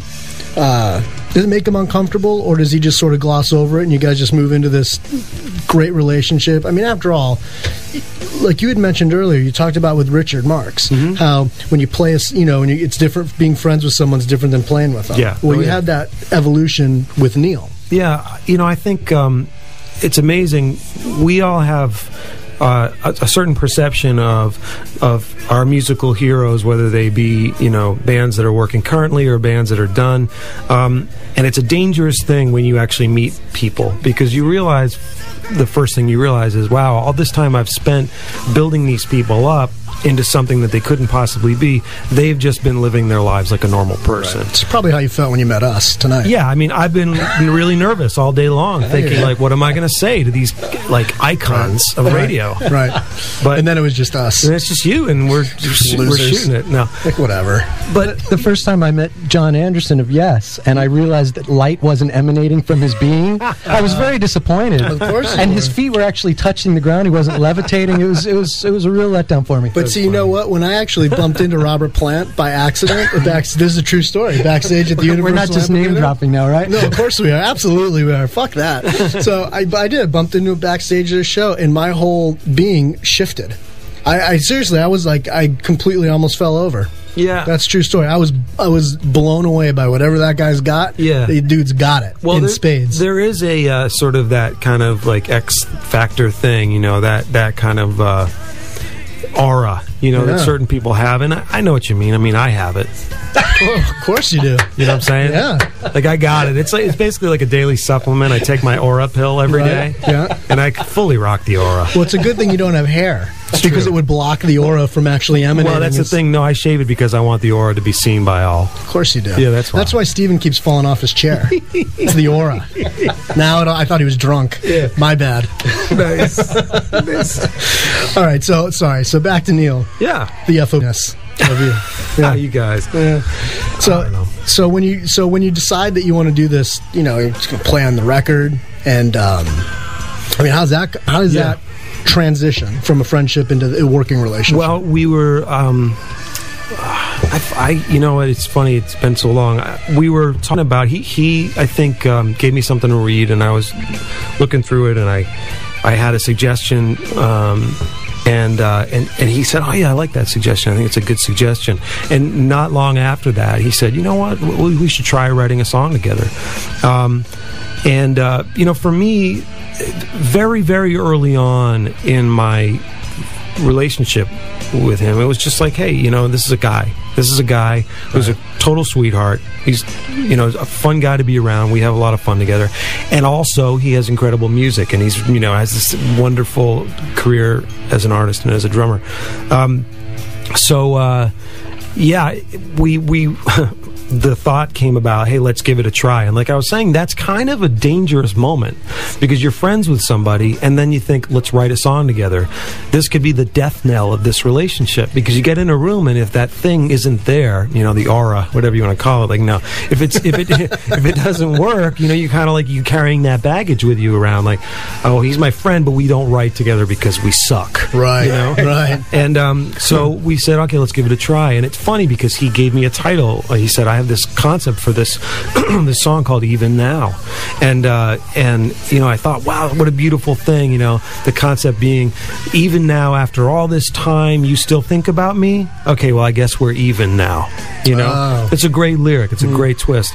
And so I'm thinking, you know, I have this title. I start thinking about lyrical ideas because he's throwing this out. And this is how I co-write generally with people. We've got a title, we both sit down, we both maybe have guitars, piano, whatever, and we just work on something together. Well, hilarious. He comes over to the studio. We were going to write today, and he literally takes out a piece of paper, like immaculately printed, like with different fonts and different, like, you know, like you know, special spacing, hands it down, perfectly formed, boom, there's the lyric to Even Now. I mean, it's done, and that's how they work, you know, that's how Rush works. So for me, this was brand new. I've never done this before. I've never really sung anyone else's words because I'm a lyricist. So I just sat down and started playing playing something and singing the words as I read them down, and that is how the song was written. It took us 15 minutes. Unbelievable. And it was so, in that moment, was so charged, it was so positive, it couldn't be, it sort of couldn't be denied, Right. and that was a good feeling, because otherwise it would have been, oh wow, right, don't ever do that again. That could have been disaster. Yeah, it could have been. Sure. But I think at the end of the day, though, if you kind of know whether or not you're on the same page as somebody. Right. Pretty great. Yeah. I'm going to read you a quick email that we got, if that's okay with you. I love it. This is from Hermie, who says, big thanks to Matt for joining the Used Bin tonight. He says, in Neil's book, Traveling Music, he makes a reference to 2112 and yourself and how that gave Rush the freedom to keep the record company and the other executives at bay. Is that a scenario that can still exist today? That everything you want should have been your 2112 and allowed you the freedom to just write and enjoy the musical process. But instead, management changes at the record company had you back at ground zero trying to create that money track. It was David versus Goliath, and every stone you found to sling was shielded by the Clive Davis yes man. Wow, well written, sir. Right. I think it's an interesting query. There's certainly, I think, an aspect of truth to it. I mean, whether or not it should be a 2112, I don't know.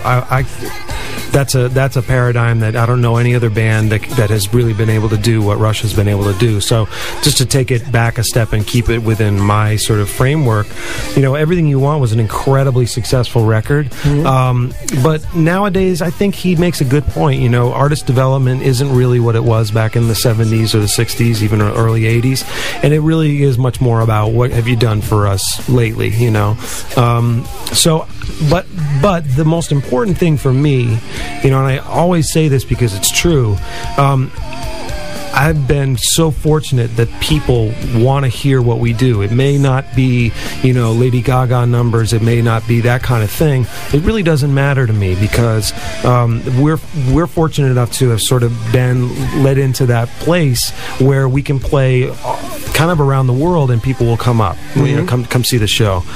So, woulda, coulda, shoulda. Yeah, absolutely. Would it be great to have sold 75 million records? Yeah, absolutely. Right. But I don't lose any sleep over it. I really don't. I just think you got to move forward, continue to be creative artistically, and if people want to hear your music, then you're going to go out and play it. And if they don't, you're either going to do something else or you're going to get another job, and that's not the end of the world either. Hey, Hermie just ends the email. He says, "One likes to believe in the freedom of music and the freedom to create it, and I wish you all the best in your future creations." That's nice, man. I appreciate that very much, and that's very well written. You should write, sir. Yeah, that was a good email. I got that today and said, that was a good email. We've had writers and mastering recorders tonight. Yeah, this is a very sort of auspicious crew here. It's the aura. It is. Indeed. If you're just joining us, we've got Matt Scannell from Vertical Horizon in the room, in the bin with us. And so we're talking about... What? You're laughing over here. Dude, I'm telling you. The emails? Yeah. Can I just read this? Go ahead. I gotta do it. I'm sorry. It's funny. Okay. You're a funny guy. Yeah, well, you're not funny, but the people that like you are funny. Yeah, I guess so. Or something. This comes from... Oh, I don't know. They didn't sign it. So this didn't come from me. Anonymous. It says, firstly, you are hot and I think I love you. Okay. Let's just live with that for a minute. It's tragic that they didn't sign it. No. And now my question. Okay. Do you write your songs for or about specific people or events? Your songwriting never ceases to amaze me because you write beautiful love songs, Won't Go Away Here, but also some really dark ones like Welcome to the Bottom, which is my favorite, and some that are really mean but sound really sweet. Better when you're not there. Oh, actually, they did sign it. It's from Bob. No, I'm just kidding. Nice. Do I write? Yeah, you know what? I guess I do. That's an interesting question, first of all, and thank you for loving me, and I guess I love you too in that sort of anonymous way that only emails can generate. Isn't that great? Yeah. But it's a deep love. It resonates. Yeah, it's a lasting love. Right. Yeah, for me, my process, if you want to even call it that, sometimes when I think about songwriting and talk about it, it sounds so, highfalutin and hoity-toity and dumb. But for lack of a better word, my process is if something is inside of me, I want to be able to write a song about it. So if something has caused me pain, I want to be able to encapsulate it in a song and hopefully push it away from me and let it go do its work somewhere else, so that I'm not always just in a dark place. But for years, that was how I kind of thrived upon the negative interactions, the breakups, the lost love, and those types of things. And in recent years, I've been fortunate enough to be in an incredible relationship that sort of has fostered such positive feelings so many positive feelings that I had to learn how to write about them. You know what I mean? Like, I wanted Sting to always be the king of pain. You know what I mean? Absolutely. And I was a little pissed when he was letting his soul be his pilot. Right. You know what I mean? I was so upset when Sussudio became the hit instead of the dark divorce songs from Duke for Phil. There you go. Yeah. Okay. So absolutely.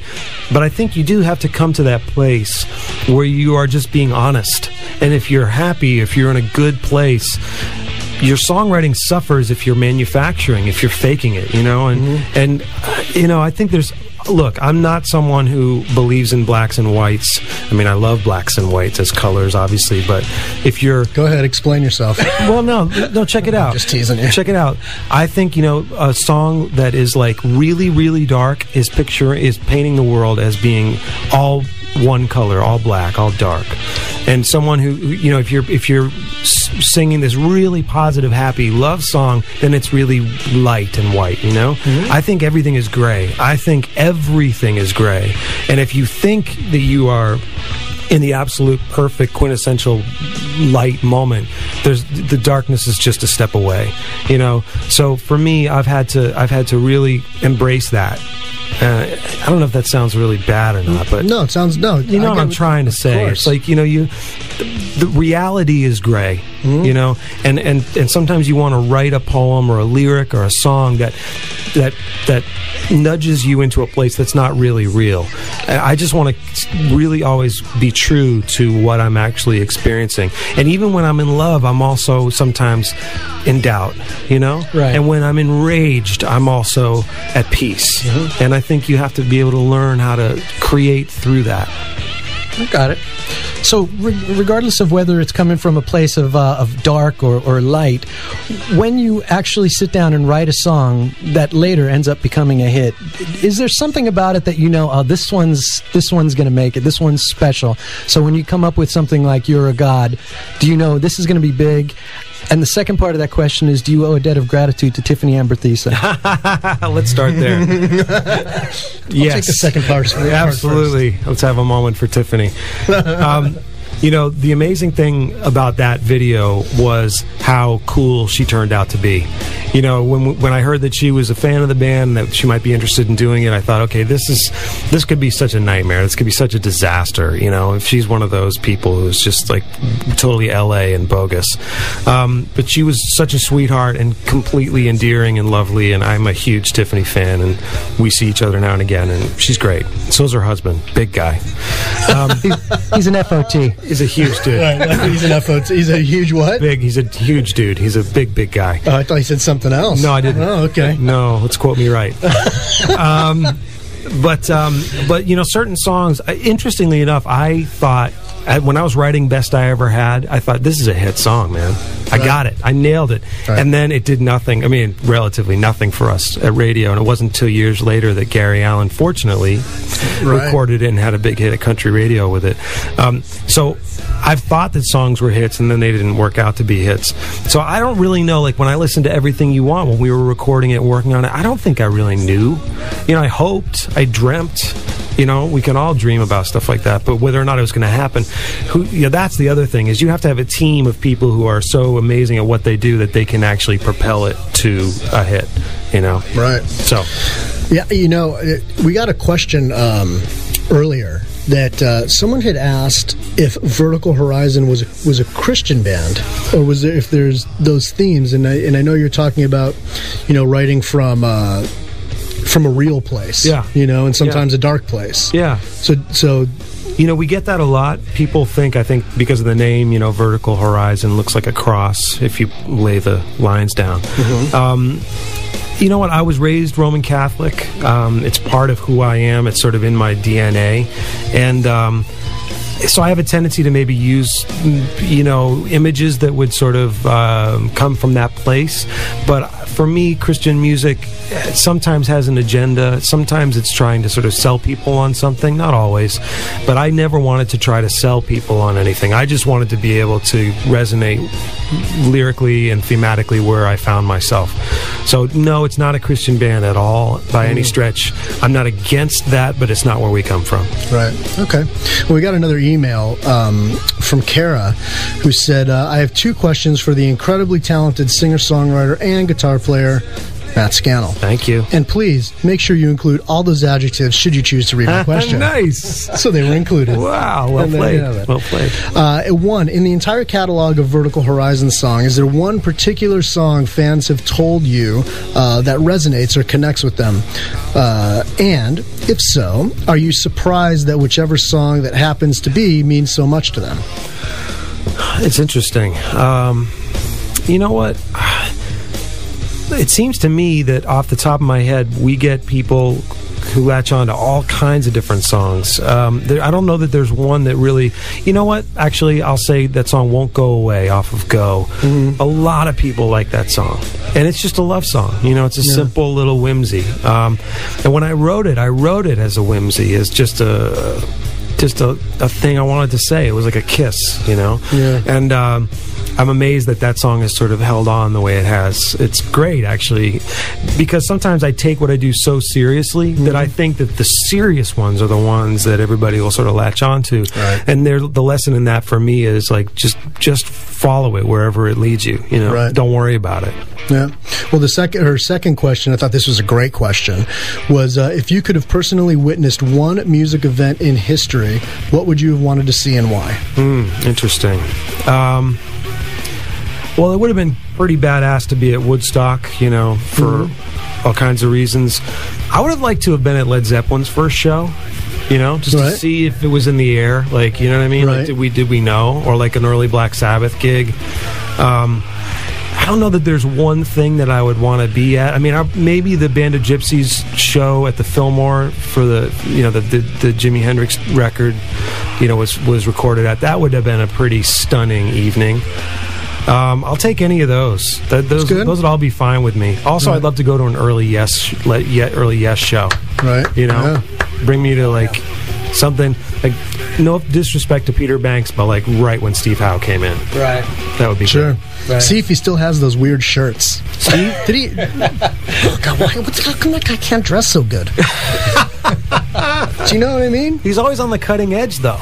Of what? I don't know. Yeah, that's what I'm saying. I mean, they have a good prog name, but bad dressing. You know what? I need to give, if I can, my one Steve Howe story. Sure. Please. I love, desperately love Steve Howe's guitar playing. And when I was living in New York City around 97 or so, I walked into a restaurant in Times Square, and I saw Steve Howe sitting there by himself reading a book. And I thought, you know what? I have to say something to this guy, the poor guy. I mean, I feel bad for what's about to happen, Right. And so I walked up to him and I said, "Excuse me, Mr. Howe, I just really would love to be able to tell you how much your music has meant to me, and I'm an aspiring musician and trying to make it happen." This at the time, of course, I was living in New York City and I couldn't afford to live there, right. And that's the worst time to live in New York City because you're sweating everything. And so I said to him, I'm really trying to make this happen, and your guitar playing has inspired me. And he looks up at me, and I thought, okay, this is going to go really badly, because he looked up at me like with that slightly, you couldn't tell if it was a very annoyed look or what it was. It was just sort of, what's happening? And he smiled, this great big smile, and he said, "Oh, that's fabulous. I love that. Thank you so much. Are you coming to the show tonight?" And I said, "Well, no, I'm not in any place to be able to be buying tickets to any show, and I don't want to bug you. Just want to say thank you." And he said, "You know what? I do think you're going to the show tonight. I want you to be my guest." And so he put me on the list. God bless him. I went to see Yes that night. He tore it up. He was incredible. And that was it. You know, it was just a moment that kind of came and went. But it was a shot in the arm at a time for me when I desperately needed it. You know, when you feel like you're failing or you're at the cusp of letting something go, any little thing can inject you with energy, can inject you with drive. And that thing that Steve did for me was beautiful, kind of beyond words, really. Like it could not have meant to him what it meant to me. Right. And so years and years and years later, Asia was playing a gig out here, and I went to the show and I brought my records, all the records that I made since that day. And I saw him backstage, and I said, you know, Steve, it couldn't have resonated for you the way it resonated for me. That was just a nice little act of kindness on your part. I want you to know how it impacted me. And I handed him my music. And I just said, I just want you to know that the little thing that you did helped push me on my way, you know. And he just sort of had this great big smile. He was drinking a cup of tea, you know. He's just a total sweetheart.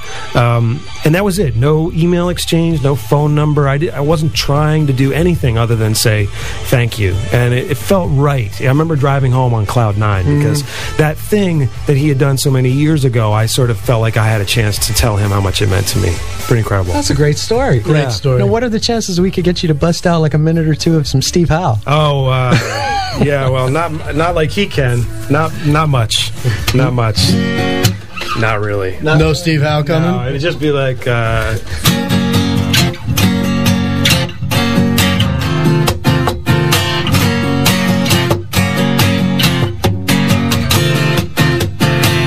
Then I'm going to stop before I embarrass myself. Very nice. Do you want to play another tune?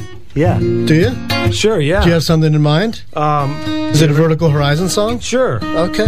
Very good. It's not a Rush tune? I'm just fucking with you. You guys. Yeah, let's play a tune. You got a request for Farewell to Kings. Maybe we'll do Hemispheres.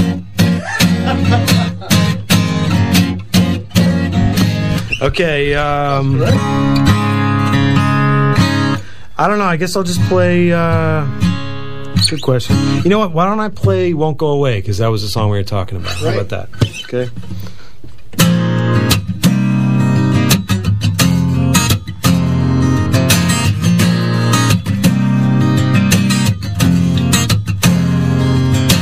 Tell me, baby, won't you? I go crazy for you. Won't you tell me something new? 'Cause I am crazy for you. And the way you look at me, I can say you set me free. And no matter what you say, I won't go away. I won't go away. I see the world is you. I see baby blue. And every day's a day to get through. Till I see baby blue. And the way you look at me, I can say you set me free. And no matter what you say, I won't go away. I won't go away.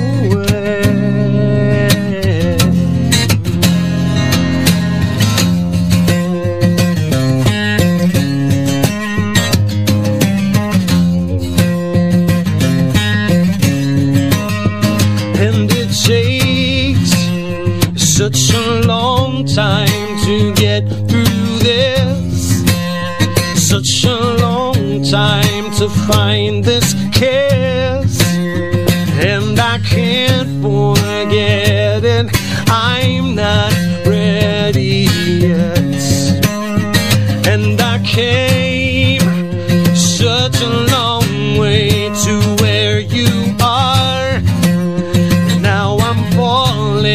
from this start, and I can't forget it. I'm not ready yet.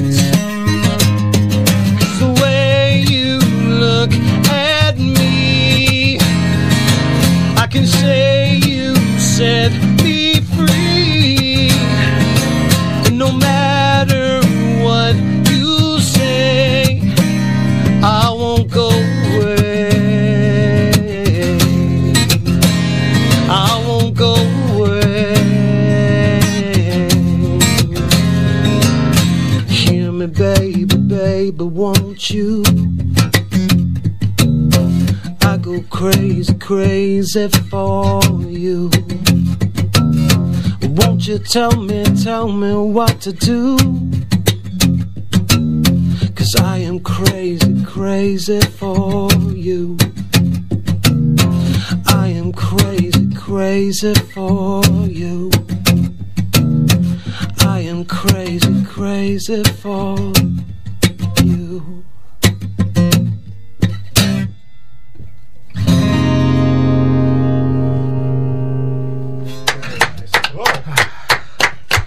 Thank you.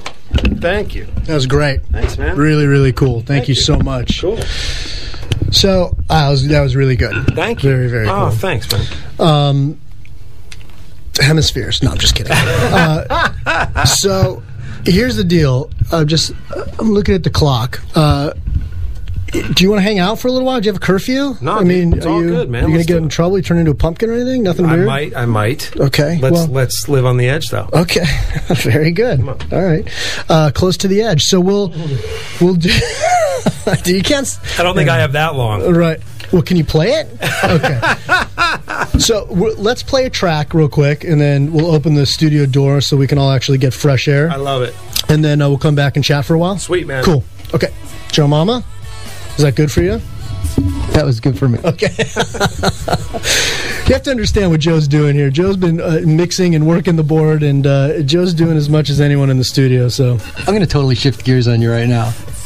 Oh, okay. Are you ready for this? Sure.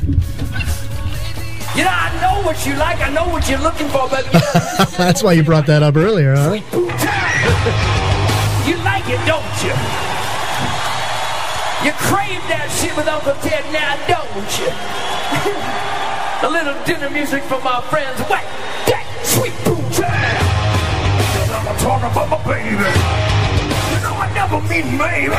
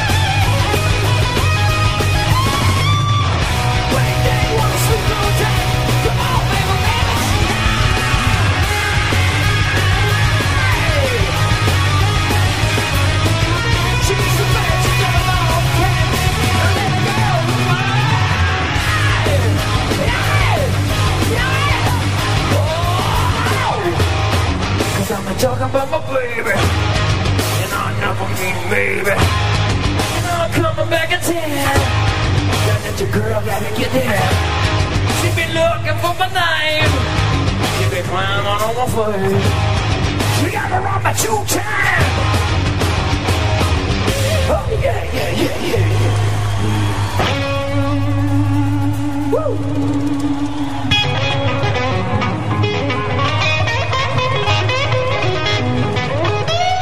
I feel like play my guitar from my blood brothers.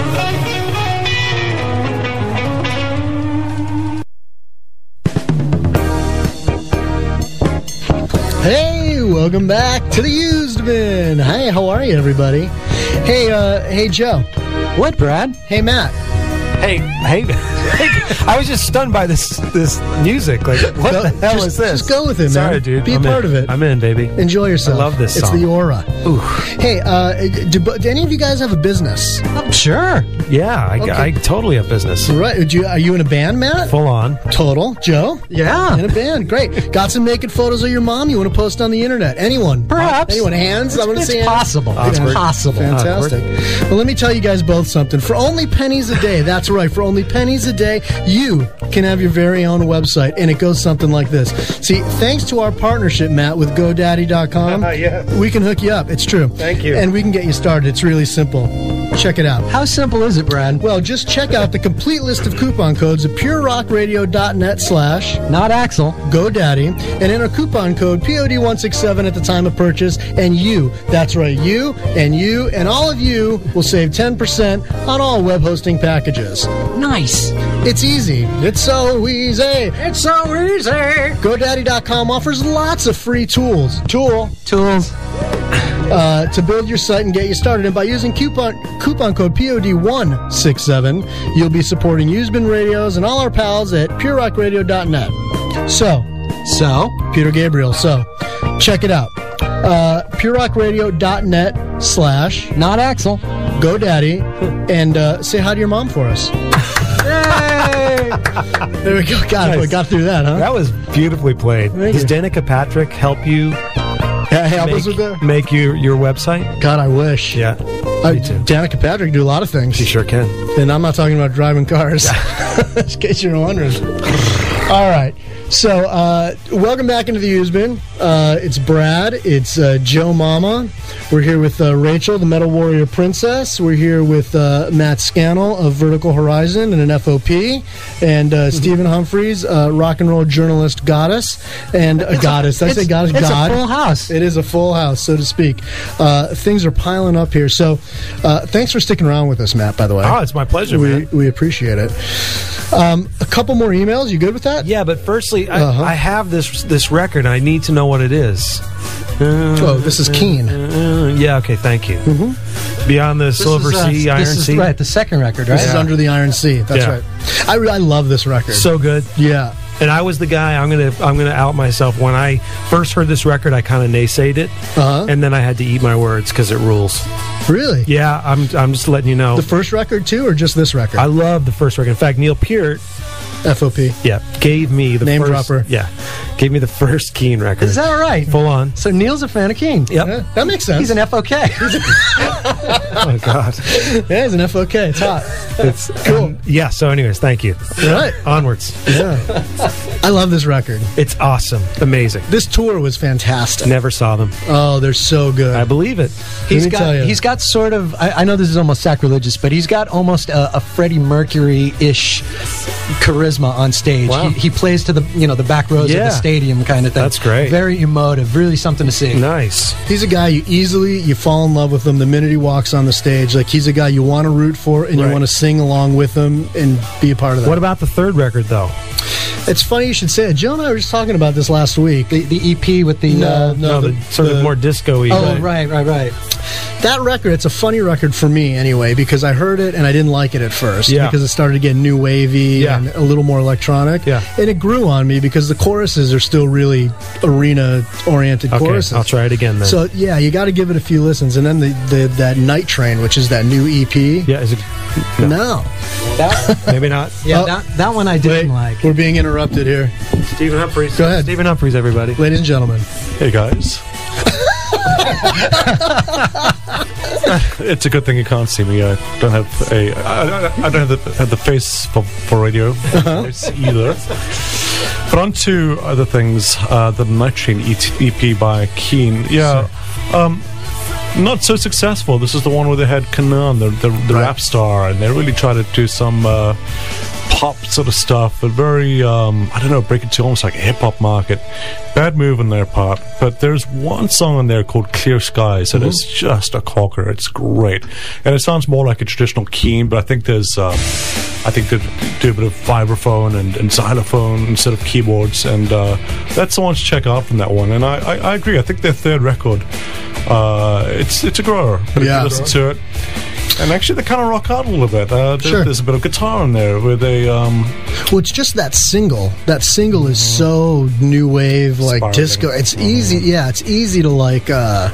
It's easy to go, ugh, really? This is a Keen record? It's one of those bands, when Joe and I were talking last week, that it feels like, I always want to see a band progress. I don't ever need to see sides, 3 and 4 and 5 and 6 and 7 and 8 of the first record, Boston. But you know what I'm saying?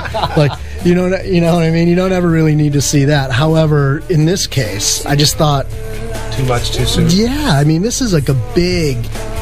anthem arena rock band, and especially with a guy that you just can't help but root for. So it's a bit disappointing. This is a good song, Pineapple Thief, right? Yeah. Very good. Yeah, very nice. Great stuff. Very nice. Great prog name. Yeah. There you go. I could almost forgive Keen the weird EP, because at least they were trying something new. Although I didn't personally like it, but the thing that I cannot forgive is when they were at the Las Vegas show benefiting Genesis or welcoming Genesis into the VH1 icons or whatever, and they had the opportunity to do anything from that catalog. They could have done a beautiful Firth of Fifth or the Carpet Crawlers, and they do That's All? No, that's not going to fly. I'm inviting Rachel to join in the conversation because email. Yes, the way our studio is situated. Okay, so let me get to a quick the email. I swear they're piling in. I'm going to try to get to them as much as I can. So this one is from Katie and Kevin in Niagara Falls, okay, which apparently you know. Hello, guys. I do know them. Yes, that's right. Okay, where do you see yourself in Vertical Horizon in 5 years? I hope by then to have the Vertical Horizon island in the Caribbean. And so my plan is it's actually a 5-year plan. It's ambitious. It's ambitious. But what we're going to do is we're going to hold concerts there 300 nights a year, and everybody's going to come to us. Oh, good. I like it. You know what I'm saying? That's genius. You guys are on the list. Oh, wow. Thanks. Just as long as it's not on a Tuesday night. Okay. No, we're going to do the show from there. We're FOMs. Yeah, we're FOMs. As long as we can pronounce it right. Right? Isn't that how it works? Yeah, it is, actually. It's part of the deal. This is a great email. This is from Isaac, who says, just want to say to Matt, thanks for coming to Iraq. Not many people come to really visit the troops. Not only is your music great, and you're a good friend, and I love the show, guys. Ninja. Dude, you know what? It's funny. These guys, we went over in July. We went over for the 4th of July and played, 5 or 6 shows. And it was the highlight, honestly, it was the highlight of my career to be able to go and do this. And I've made some really, really good friends, and Isaac is a wonderful, wonderful guy. I just talked to him yesterday. They are incredible people doing incredibly difficult jobs, and so for me, I can't imagine anything better than being able to count them among my friends. So yeah, Isaac, thanks, man. It's funny because I wasn't going to mention his name. I don't know how that stuff works, like if you're not supposed to say people's names, but yeah, Ninja, you rule, dude. and trust me, Ninja rules. Right. That could be that I screwed that up. I mentioned his name. No. If he wrote it, it's all good. We sort of wrote it. I read his email address, but I didn't read the bottom of the email where he signed his name. So it's all good, man. I'm sort of a loser. I don't know what's wrong with you. This is bad. You know what? Actually, it would be bad because you definitely don't want him coming after you. Well, I'll just give him your address. I'm not stupid. Come on now. Speaking of addresses, can we have Neil's? Yeah, I'm gonna I'm just gonna blurt it out right now. Okay, shh. Actually, in all honesty, you know, I live like right over here on the west side near Santa Monica, and over on Venice Beach. I don't know if you're aware of this, but every Saturday and Sunday they have the drum circle, and I've popped over there on many occasions. And when I heard a few years ago that he was now living in Malibu, or at the time was living in Malibu, I made a special point of scanning the crowds because I figured if he was ever going to turn up somewhere public, it's going to be the Venice Beach Drum Circle. I got to tell you, don't know if he ever showed, but no, I can say with absolute certainty that is not where he will show. Really, where will he be? I will not say that, but he's going for Indian food. I'm just telling you, don't waste your time there. Okay. Okay, we'll get it out of you. That's all I'm saying. You're trapped in here, pal. Let's see. Okay, I haven't read this yet, so here we go. First, I'd like to say that Matt is my big-time hero. He is the most soothing voice in the world, and his songs are total therapy. Nice. Totally sweet guy, too. I'd agree with that. You're pretty sweet, dude. Thank you. Yeah, Thank no you. problem. No worries. I'd like to know what happened with One Time Around. I'm going to quote Richard Marx' wife here, and babe, that is a huge hit song. Ah, interesting. It was only included as a Japan bonus. Yeah. But I always felt the song deserved more. Was it something you wrote knowing that it would only make it to Japan? Thank you so much. Yeah, no, interesting. No, that's not a song that was written just for the intention of putting it on the Japanese release. And actually, that is a song that kind of deserved probably a little bit more. And actually, I'm very happy that you reminded me about that, because I do need to put those unreleased songs up on our website. And so I'm sorry that we haven't done that. We will be doing that tomorrow. I'm saying that so that I can give myself a kick in the butt. But yeah, those songs they're hard to find, and there's no need for that. Yeah, it was a fun song to write. I mean, it's without being able to play it right now. I don't even have it here. It's kind of hard to talk about because it's not one that really a lot of people know. Right. But yeah, it just has a good groove. And no, I've never written anything with knowing that it wasn't going to make a record. I just write songs to try to make a full, a rounded body of work, and that was one of them that sort of didn't really work for whoever was making the decisions at the time. My mom. Would you have you guys thought about doing, like, what if you just put out all your B-sides and rarities and stuff like that? And is that something that's in the works? Yeah, no, we have to. I mean, for me, honestly, it's been my plate is full enough that I just haven't gotten that done, and I mean to, and I'm sorry to all of our fans who've been waiting. And I know, like, on our forum on verticalhorizon.com, people talk about the unreleased stuff, and right. I feel like a jerk for not having gotten to it already. My bad. We'll just shame you. Yep. Thank you for that. Now he's feeling all good about himself. Yeah, huh? right. Very good. What else haven't you done for us lately? Right. All right, here's one more. Dear Matt, you're a jerk. Okay. That's my brother. Kidding. That's right. Hey, Matt, it's your merch chick, Christina. Yeah. Great hearing you tonight. Are you planning more Northeast Vertical Horizon dates besides Mohegan Sun anytime soon? You know what? We'll go where the offers are. So, fortunately, we have a great booking agency that's out there right now, called APA, and they're really trying to make things happen for us. So we'll go where the offers are. And I love playing in the Northeast. Obviously, we have family there. Richard Marx and I are going to do some dates on the East Coast in February with our duo show. Great. And that's a lot of fun. We have a great time. Anything here on the West Coast? Vertical Horizon. Vertical Horizon's doing the Key Club show on the 25th. We're also doing, I think February 25th. I should have this in front of me. Vegas, right? No. Well, Vegas is coming up, I think, and you know what? I should just look at talk about something else for a second. Wow. Hi, Rach. Hi, guys. Rach, I feel like you've been here, but you haven't been here. Well, let's give her the fanfare she deserves. Yay! Ready for this? Okay, do it. Yes, that's right, ladies and gentlemen. It's time for Rachel with the music news. It's Rachel, the Little Warrior Princess, to fill you in on what's going on. Hey, Rachel, how you doing? I'm well. How are you guys doing?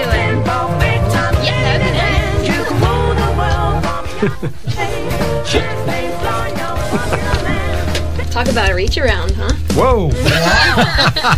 Let me zip on my pants. Party. Holy moly. Good morning. So what's going on in the music news, Rachel? Let me just collect myself for a moment. So much. Well, okay. So have you heard that Trent Reznor is set to score the forthcoming remake of The Girl with the Dragon Tattoo? And as you may know, Reznor has just been nominated for a Golden Globe for his score for The Social Network. And he will collaborate with producer Atticus Ross, as he did on The Social Network. And the movie's release date is December 21st. Nice. Have you seen The Social Network? Anybody? I have not. It's really good. What do you think? Good film. I heard it's great. Yeah. Good? Actually, this is weird, but Justin Timberlake, he's great in it. He's really good. But the score, the Trent Reznor score, a little... Danny Elfman? You think he's trying to be the next Danny Elfman? Could be. It's a little bit more mild than I would have expected from Trent, but it works well with the music. It'll be interesting to see what he does with the Girl Tattoo series, because those are some pretty eclectic movies. I saw the first 2 of them, and I think this is the 3rd of 4, I believe, that's coming out. But the third of 3. Just 3. Yeah. Oh, okay. And they're pretty cool movies, so it'll be interesting. Very dark, but it'll be interesting to see what he does with that. Yeah, I think this is a nice way for him to kind of set a departure from 9 Inch Nails without having too much criticism of a new band. And actually, I don't know if you know this, but Trent Reznor got married last year to, I don't know the name of the girl, but she was the singer in a band called West Indian Girl. They got a couple of great songs, and they produced an EP as a duo called How to Destroy Angels. And Trent's also working on that record, the debut record, and it's nice. I don't think it's not groundbreaking, but it's pretty interesting, and it'll be interesting to see where he takes that sound with that singer. Very intrigued that he got married. That seems so optimistic for Trent, doesn't it? Well, he's a different guy now. I'm just wondering if it's sober. He's a different dude. I'm just wondering if this is going to have the Billy Joel effect. If he's going to go from writing scenes from an Italian restaurant to Uptown Girl. To Uptown Girl. Yeah. Yeah. If he's going to go from Duke to Susudio overnight. Well, here's the thing. This seems to be the natural transition for Trent, though, doesn't it? I mean, 9 Inch Nails isn't going to tour anymore, and he writes very moody, ethereal kind of stuff. Right. He's a natural to break into doing movie scores, right? More of a natural than you would think Danny Elfman, and look at how successful he is. Yeah, he's got a career in this. He's going to make it in this business. Dude went from Weird Science to writing, movie scores. It's pretty good. When they used to be called, like in the early days, when they were called the Mystic Knights of the Oingo Boingo, they played my high school gym. That's pretty cool. they did. Every Halloween I miss Oingo Boingo. Sure. I do. I'm waiting for the Halloween Oingo Boingo. The Universal Amphitheater show. Right. How about Hans Zimmer, the film composer who I thought an exceptional soundtrack for Inception last year. Mm-hmm. Right. Really dark. Oh, God, it was great. Yeah. It was amazing. I just saw that 2 days ago. That's how behind I am on my movies. That soundtrack ruled. Oh, it's incredible. Continue. Actually, I gave a copy to Steve Wilson of Porcupine Tree. Oh, now you're just name dropping. You're an FOSW. And he put it as his number 2 album of the year. But here's the interesting thing about Hans Zimmer. Here's a question for you. Okay. Which band did Hans Zimmer used to be in? Didn't he play in a Neil Schon side project for a while? Not even close. Not even close. Okay. He was actually in Buggles of all bands. Was he? He was originally in Buggles with Jeff Downs and Trevor. He played keyboards and wow. I thought that was just Jeff Downs. So I thought it was Trevor Horn and Jeff Downs. But I stand corrected. Similar kind of trajectory as Danny Elfman there. So very interesting. That's good trivia. So there's hope for the guys from Right Said Fred yet, right? I suppose so. What else is going on in the music news? Well, good news for all of you who want to see Dream Theater's first show without Mike Portnoy. Right. Thank you. And Judas Priest, you have the opportunity to see one of their last shows. The High Voltage Festival that they'll be playing July 22nd, July 23rd, July 24th. They just came up with a little break for all of us people out there who can't afford everything all at once. You can put a payment down and pay the rest June 1st. By June. That's cheesy. It's metal on layaway. That's cheesy. Metal, the metal layaway plan. The layaway plan. Well, you know what? Truth be told, they did that for Coachella too, because you could only buy the 3-day ticket last year. I think it was the first year that they were doing that. You used to be able to buy one of the 3 days if you chose, or the 3-day package. Last year, you could only buy the 3-day, and I want to say it was like $280 or just under $300. Cheaper if you bought it on but layaway. you could do it on layaway, which is, is that what it's come to? Yeah. You got to mortgage your house for the next Rush tour. What do we actually that Rush? I to speak up for my friends here. Sure. They seem to have pretty reasonable ticket prices. That's true. So it's not entirely fair. I love that I'm here to defend them right now against you guys, which is ironic. But there are some bands out there, it's like really... Ironic. It's really you're going to charge that much. I think those guys are not guilty of that. That's true. That's a good point. You get what you pay for, though. Yeah, you're gonna get a great you do get what you pay stage show. for. You're gonna be air drumming. You get what you pay for. So they should charge more. Well, I would agree with that. But Tell that Universal show is expensive this year. Oh, was it? I think that was the most expensive one on the tour because it was such a small venue. Yeah, but that was the smallest venue we've ever got to see Rush in Southern California. That was amazing. But why? Okay, so speaking of this, maybe you could actually answer this because Joe and I talked about it. Was that originally that show was supposed to be at the Forum, and how do you go from the Forum and get moved to the amphitheater? They shut down all shows at the Forum. They were going to have a bunch of shows at the Forum, but then the venue got closed or something. There was a change. I think someone was buying the Forum at the time. Madison Square Garden's buying it. Yeah, is it a done deal? Yeah, it is now. So that had just gotten started. They weren't sure if the shows were going to be able to happen or not, and then there were insurance concerns and all that stuff. So it was just like, hey, we want to play LA, let's play the Universal Amphitheater. Wow. Trust me. Okay, Upgrade. no, I believe you, F.O.P. Have you heard the new Rush? Yes. You say that in the microphone.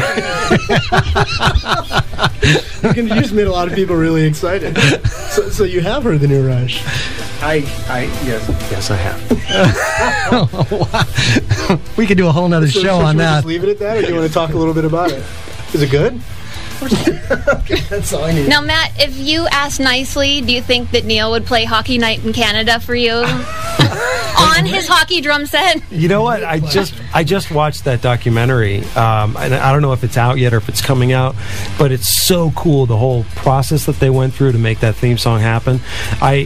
I didn't, not growing up in Canada, I didn't really know the theme song that well, but clearly it is like their second national anthem, So it was a pretty cool thing, and I saw the kit last year at NAMM. Very cool. I haven't asked him to play it for me, but if you'd like to, I'll give him a call. Yeah, ask him to play it for me. I have an idea. Why don't we all just do the show next week at Neil's house? Is that okay with you? I mean, just give us the directions, and we'll be right over. We'll meet up at the Venice Drum Circle. That's fun.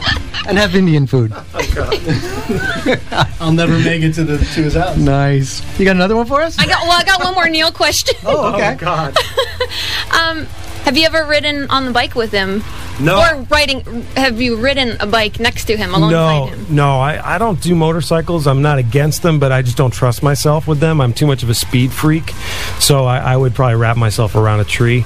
I have driven behind him while he was riding his motorcycle, and he seems to be pretty darn good at it. And his license plate number is? I think it says F.O.P. Yes, no, F.O.M.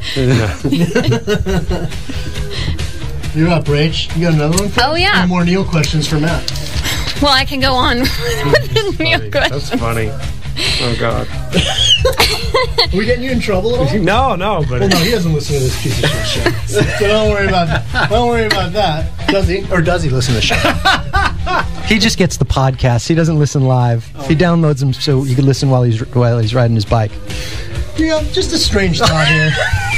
Sorry, Rach. That's okay. Just a strange thought. But since Neil does all the music, you know, the house music for Rush shows, wouldn't it be something if just the Used Bin podcast was the house music of Rush show? Could you make that happen, FOP?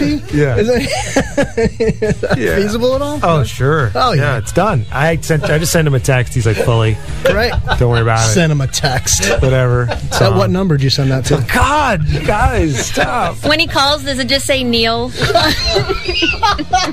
You guys are officially slightly creepy. No, you know what? There's like a 2112 ringtone that comes up. I love you, but it is that there's a line. We crossed it? No, no. Okay, we're getting there. No, it says FOP. Right. That's right. Correct. Okay, so the rumor mills, they are swirling. Right now, Velvet Revolver, they have been writing and recording new songs with a new singer. And the band said that they're going to make a final decision this week if they're going to keep that singer, and then they're going to make an announcement on who that is. Now, what's going on with Scott Weiland? Do you know? I mean, I want to know. I mean, I feel so bad. I love the guy. I love Scott. It's just... He wants to know if you know. Oh, Steven knows. He has the reunion. He had the reunion that fell apart. They're finding a new singer with STP. Sorry, really quick. No, I have no idea. I'm just waiting for the next photograph coming from a police station. You know, at this point. Which I know it sounds cool to say, but I think I'm correct. And this may be libelous, but didn't he say he was drinking again at one of his shows recently on stage? He had said that he needed to take time off. He needed to get himself clean again because he had been drinking. What is the crowd reaction like when somebody goes on stage who's been sober and says, "Hey, I'm drinking again"? What does that even look like? Oh, did people get? What do you think? They're thrilled. You know, I want to have a drink with Scott Weiland. You know, like if somebody, I don't know, back in the 80s, who was a notorious fall-down drunk, you know, got up on stage and said, I'm sober.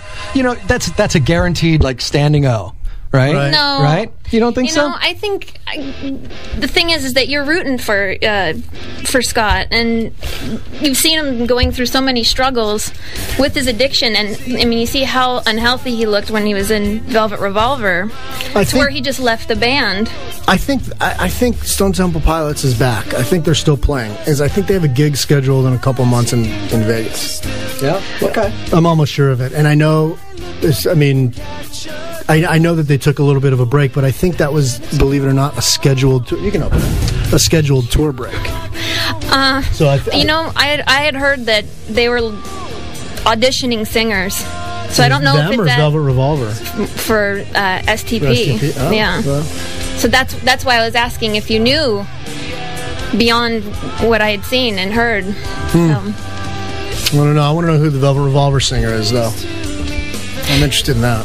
I'm sort of interested in that record. Well, apparently it's a somebody. It's a known singer that they have right now that they're rehearsing with. I think it's Blackie Lawless. Nice. Well, Mike Portnoy's available.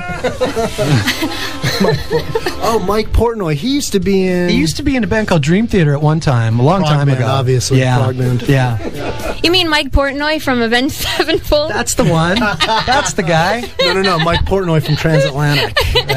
Yes. Mike Portnoy from Yellow Matter Custard.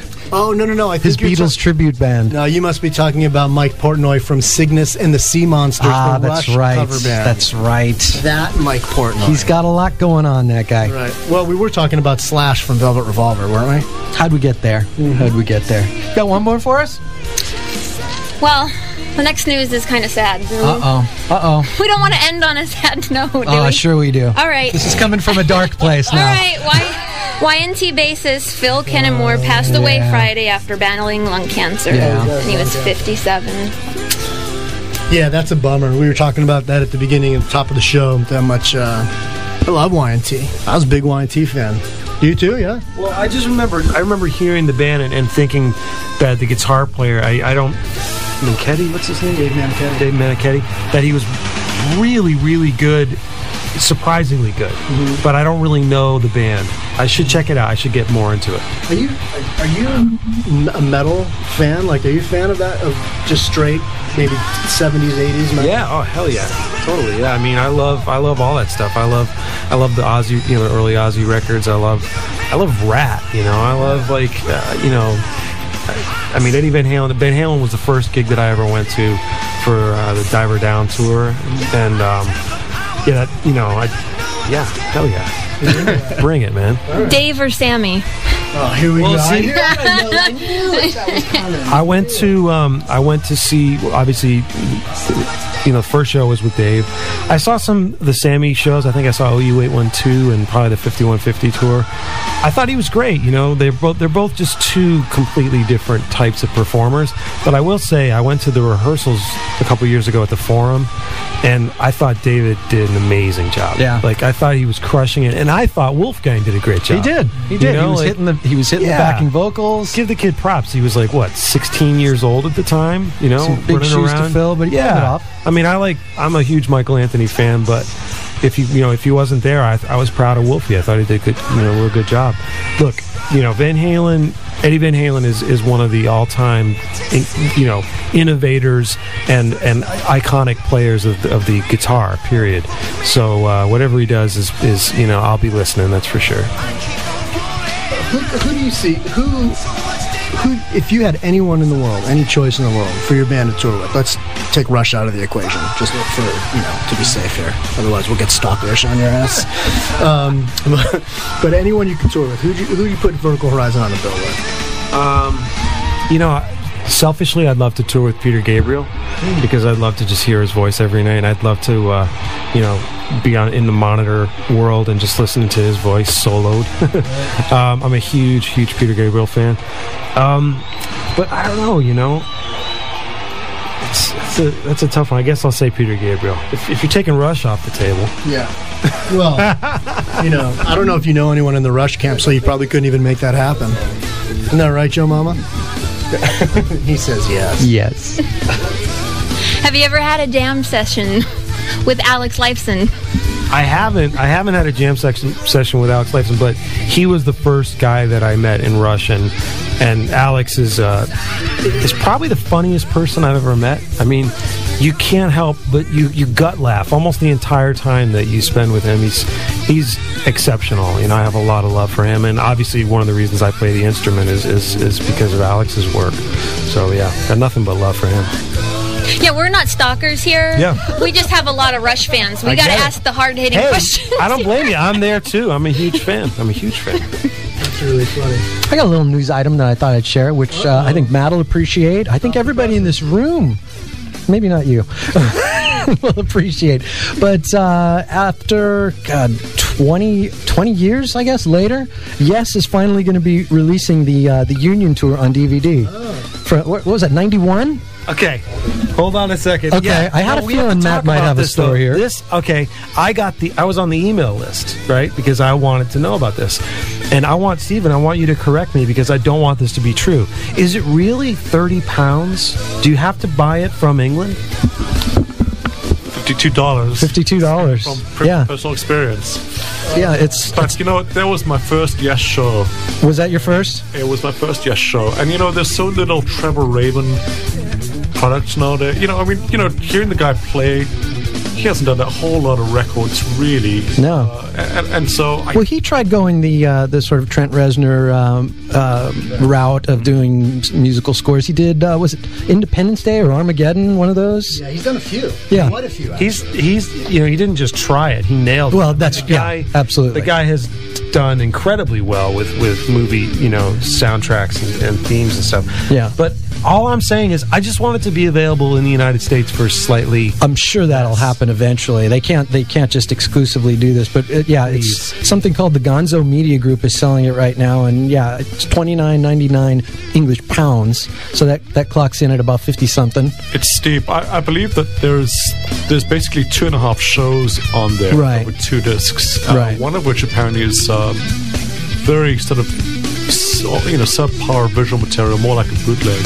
Right. But they've tried to clean up the stuff as best as they can, and they've struggled with the rights of it. But it is an official release. It also comes with 2 audio discs and a replica tour program and stuff like that. Yeah. So I did bite the bullet and buy it. Nice. Well, we're all coming over to your house for the screening then. But I'm going to buy it. I'm buying it too. I'm just saying, can we because I want to support. Yeah, absolutely. You know what I mean? I'm in too. I can't believe it took them 20 years though to release that, because they've gotten so many of their other DVDs, even from earlier tours, out since then. But I mean, you were there, obviously. I remember that tour. It was a big tour because that was the year where they had 8 members on stage. There was a brief period of time when John Anderson was doing the Anderson, Bruford, Wakeman, Howe thing, and Yes was doing something with Trevor and Chris Squire that was sort of the West Coast version of Yes, and the two camps came together and all 8 members decided to do this world tour. Now I will say that the record that they were touring Union, I thought was a piece of crap.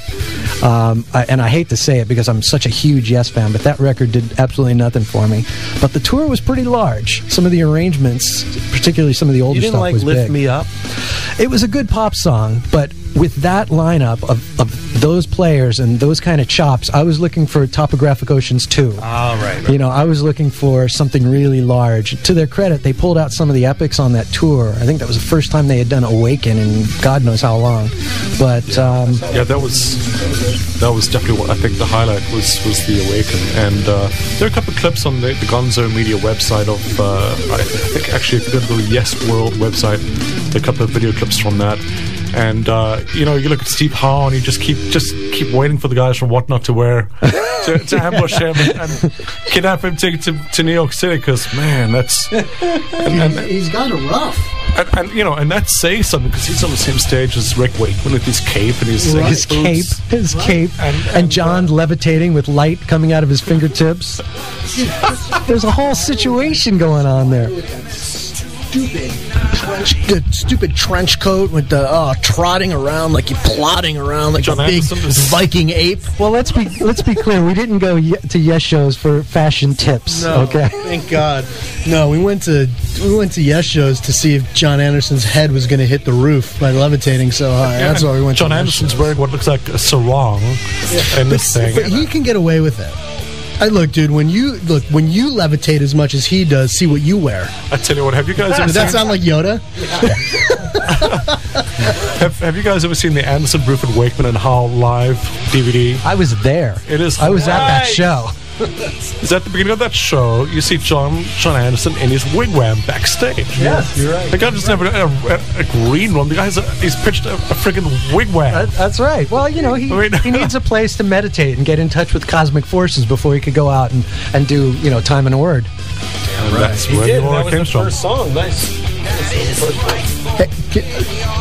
You know what? Before we get to our usual, you know, thank yous and blah blah blah, we have 3 questions that we always throw at our guests at the end of the interview. And granted, this has been a long interview, but we'll sort of officially, you know, end in typical Usbin fashion. Right. And so we always like to throw these 3 rapid-fire questions at our guests. So just the first thing that comes to mind. Okay. First one, what was the first record you ever bought?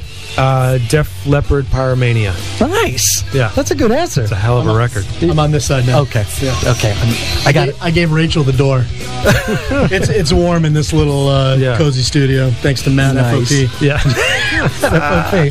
All right, second question. If you didn't get involved in music, what else do you think you'd be doing now? I'm probably a psychotherapist. I graduated from college with a degree in psychology, and I thought I was going to go do that and get my master's, but somehow I wound up doing this. Nice. Yeah. Oh, okay. How'd we miss that?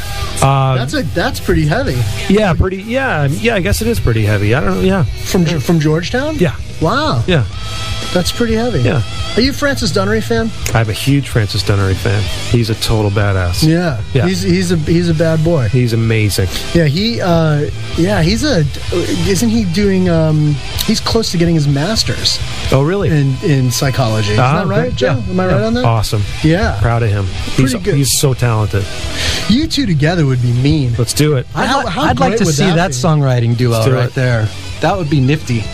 I'm thinking we could make that happen. Let's make it. Let's live, dream, fly, love, right. That's easy. We can make that happen. Let's do it. I'm down with that. We're going to do it live. Just name dropping. dropping. Write songs in this studio live. Just name dropping. We actually are FOFs.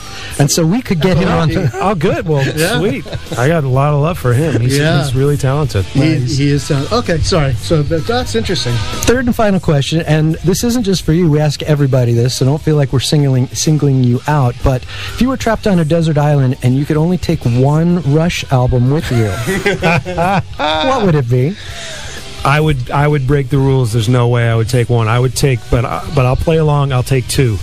I have to take Snakes and Arrows because The Way the Wind Blows is one of the most beautiful melodies I've ever heard in my life. And then I would probably, I don't know, today, Permanent Waves. Oh, good. Yeah. Excellent. Why not? Natural Science, ladies and gentlemen. Yeah, that's Natural Science is my favorite Rush song. Yeah. Is it really? It's large. Did I read correctly that the first Rush album that you ever bought, was it Power Windows? The first album you ever heard was first Power CD. Windows? My first CD that I ever purchased was Power Windows. Yeah. Really? Yeah. My mom and dad gave me a CD player for Christmas, whatever year that was. Right. They were first becoming available. And I went down to Strawberries Records and Tapes in Worcester, Mass. Right. And I bought Power Windows, and it was wicked awesome. It was wicked awesome. Yeah. I was wondering if you could just relay a message to someone for me. Yeah, who's that? Who's that? No one in particular. I'll let you know. I'll write a note and tell you. I think I know what the message is going to be. Yeah. It's going to be a set list suggestion, isn't it? is. Okay, go ahead. Territories? What, Mystic Rhythms? What is it? because Tai Shan, ladies and gentlemen. Tai Shan. Are you serious? Not going to happen. What does a brother got to do to get... Dude, and China's saying to me, what do I have to do to get me a little Tai Shan in a set list, for God's sakes? I don't know. I'll try and help you. Thank you. I won't be able to help you at all. Well, just try. Okay. Just dude, I'll make you feel good right now. Thank you. Yeah, man, you got it, baby. It comes up on this show fairly often. Does it really? I mean, is that a... I love it. That's his go-to. That's a pretty deep Rush track. I love it. For someone to love. I love it. Wow. Yeah, it's one of my favorite tracks ever. That's very cool. Very cool. Bacchus drum Plateau part. here for me, by the way. Yeah. What? Say again? Bacchus Plateau from Caressa Oh, Steel. there you go. That's the one I want in the set list. Okay. Yeah. So that's all we're asking, and maybe a little available light. I don't know what I'm saying over here. I'm just talking. I'm just talking out loud. I'm thinking out loud. It's happening. It's happening. Yeah. It's Well, happening. hey, I'm into all of the above. Sounds Yeah. good to me. Yep. All right. Very good. All right, dude, you're awesome. That was fun. Dude, such a pleasure, man. Thank you guys for having me. It's been great having you down here tonight. Yeah, thanks we for... should say a couple of quick thank yous. Yes, we should. First, I want to thank Matt. Absolutely. Well done, young man. Thank you, sir. You passed the test, sir. Thank you. Thank really you. good job. Thank you. Also, and China sang to him. That's right. While he was eating Indian food.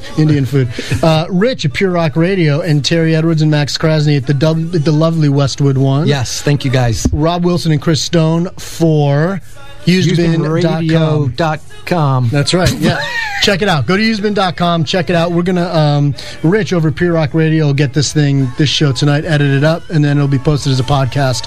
So, Matt, if you want to tell anybody whose first name starts with an N about this show, you can, and they can always go to usedbin.com and listen to all the podcasts. That's right. And during the week, you can send us your emails with any suggestions of what you've been listening to, what you think we should be listening to, or anything else you want to chat about. Or if you got some naked photos of your mom, send them on down. usebinradio@usebin.com. Can I just mention one thing? Sure. We were talking about the upcoming Vertical Horizon dates. If anyone wants to come, we want you guys to come out and see us. Just go to verticalhorizon.com. All the dates are listed there. Okay, very good. And next week, if you're in LA, the following week, which is the 25th at the Key Club in Hollywood. Yeah. I think you said you guys are going on at 9:30, right? 9:30 is the downbeat, I think, yeah. Great. So 9:30, Key Club in Hollywood, and you can rock and roll with Matt and Vertical Horizon. You guys better come, because by the time you're done here, you could actually still make it up there.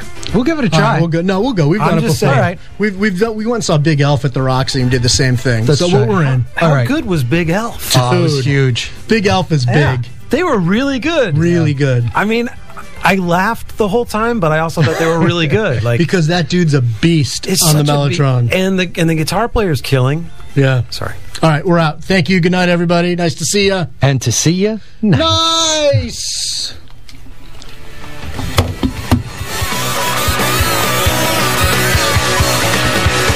Used Bin Radio. What are you listening to?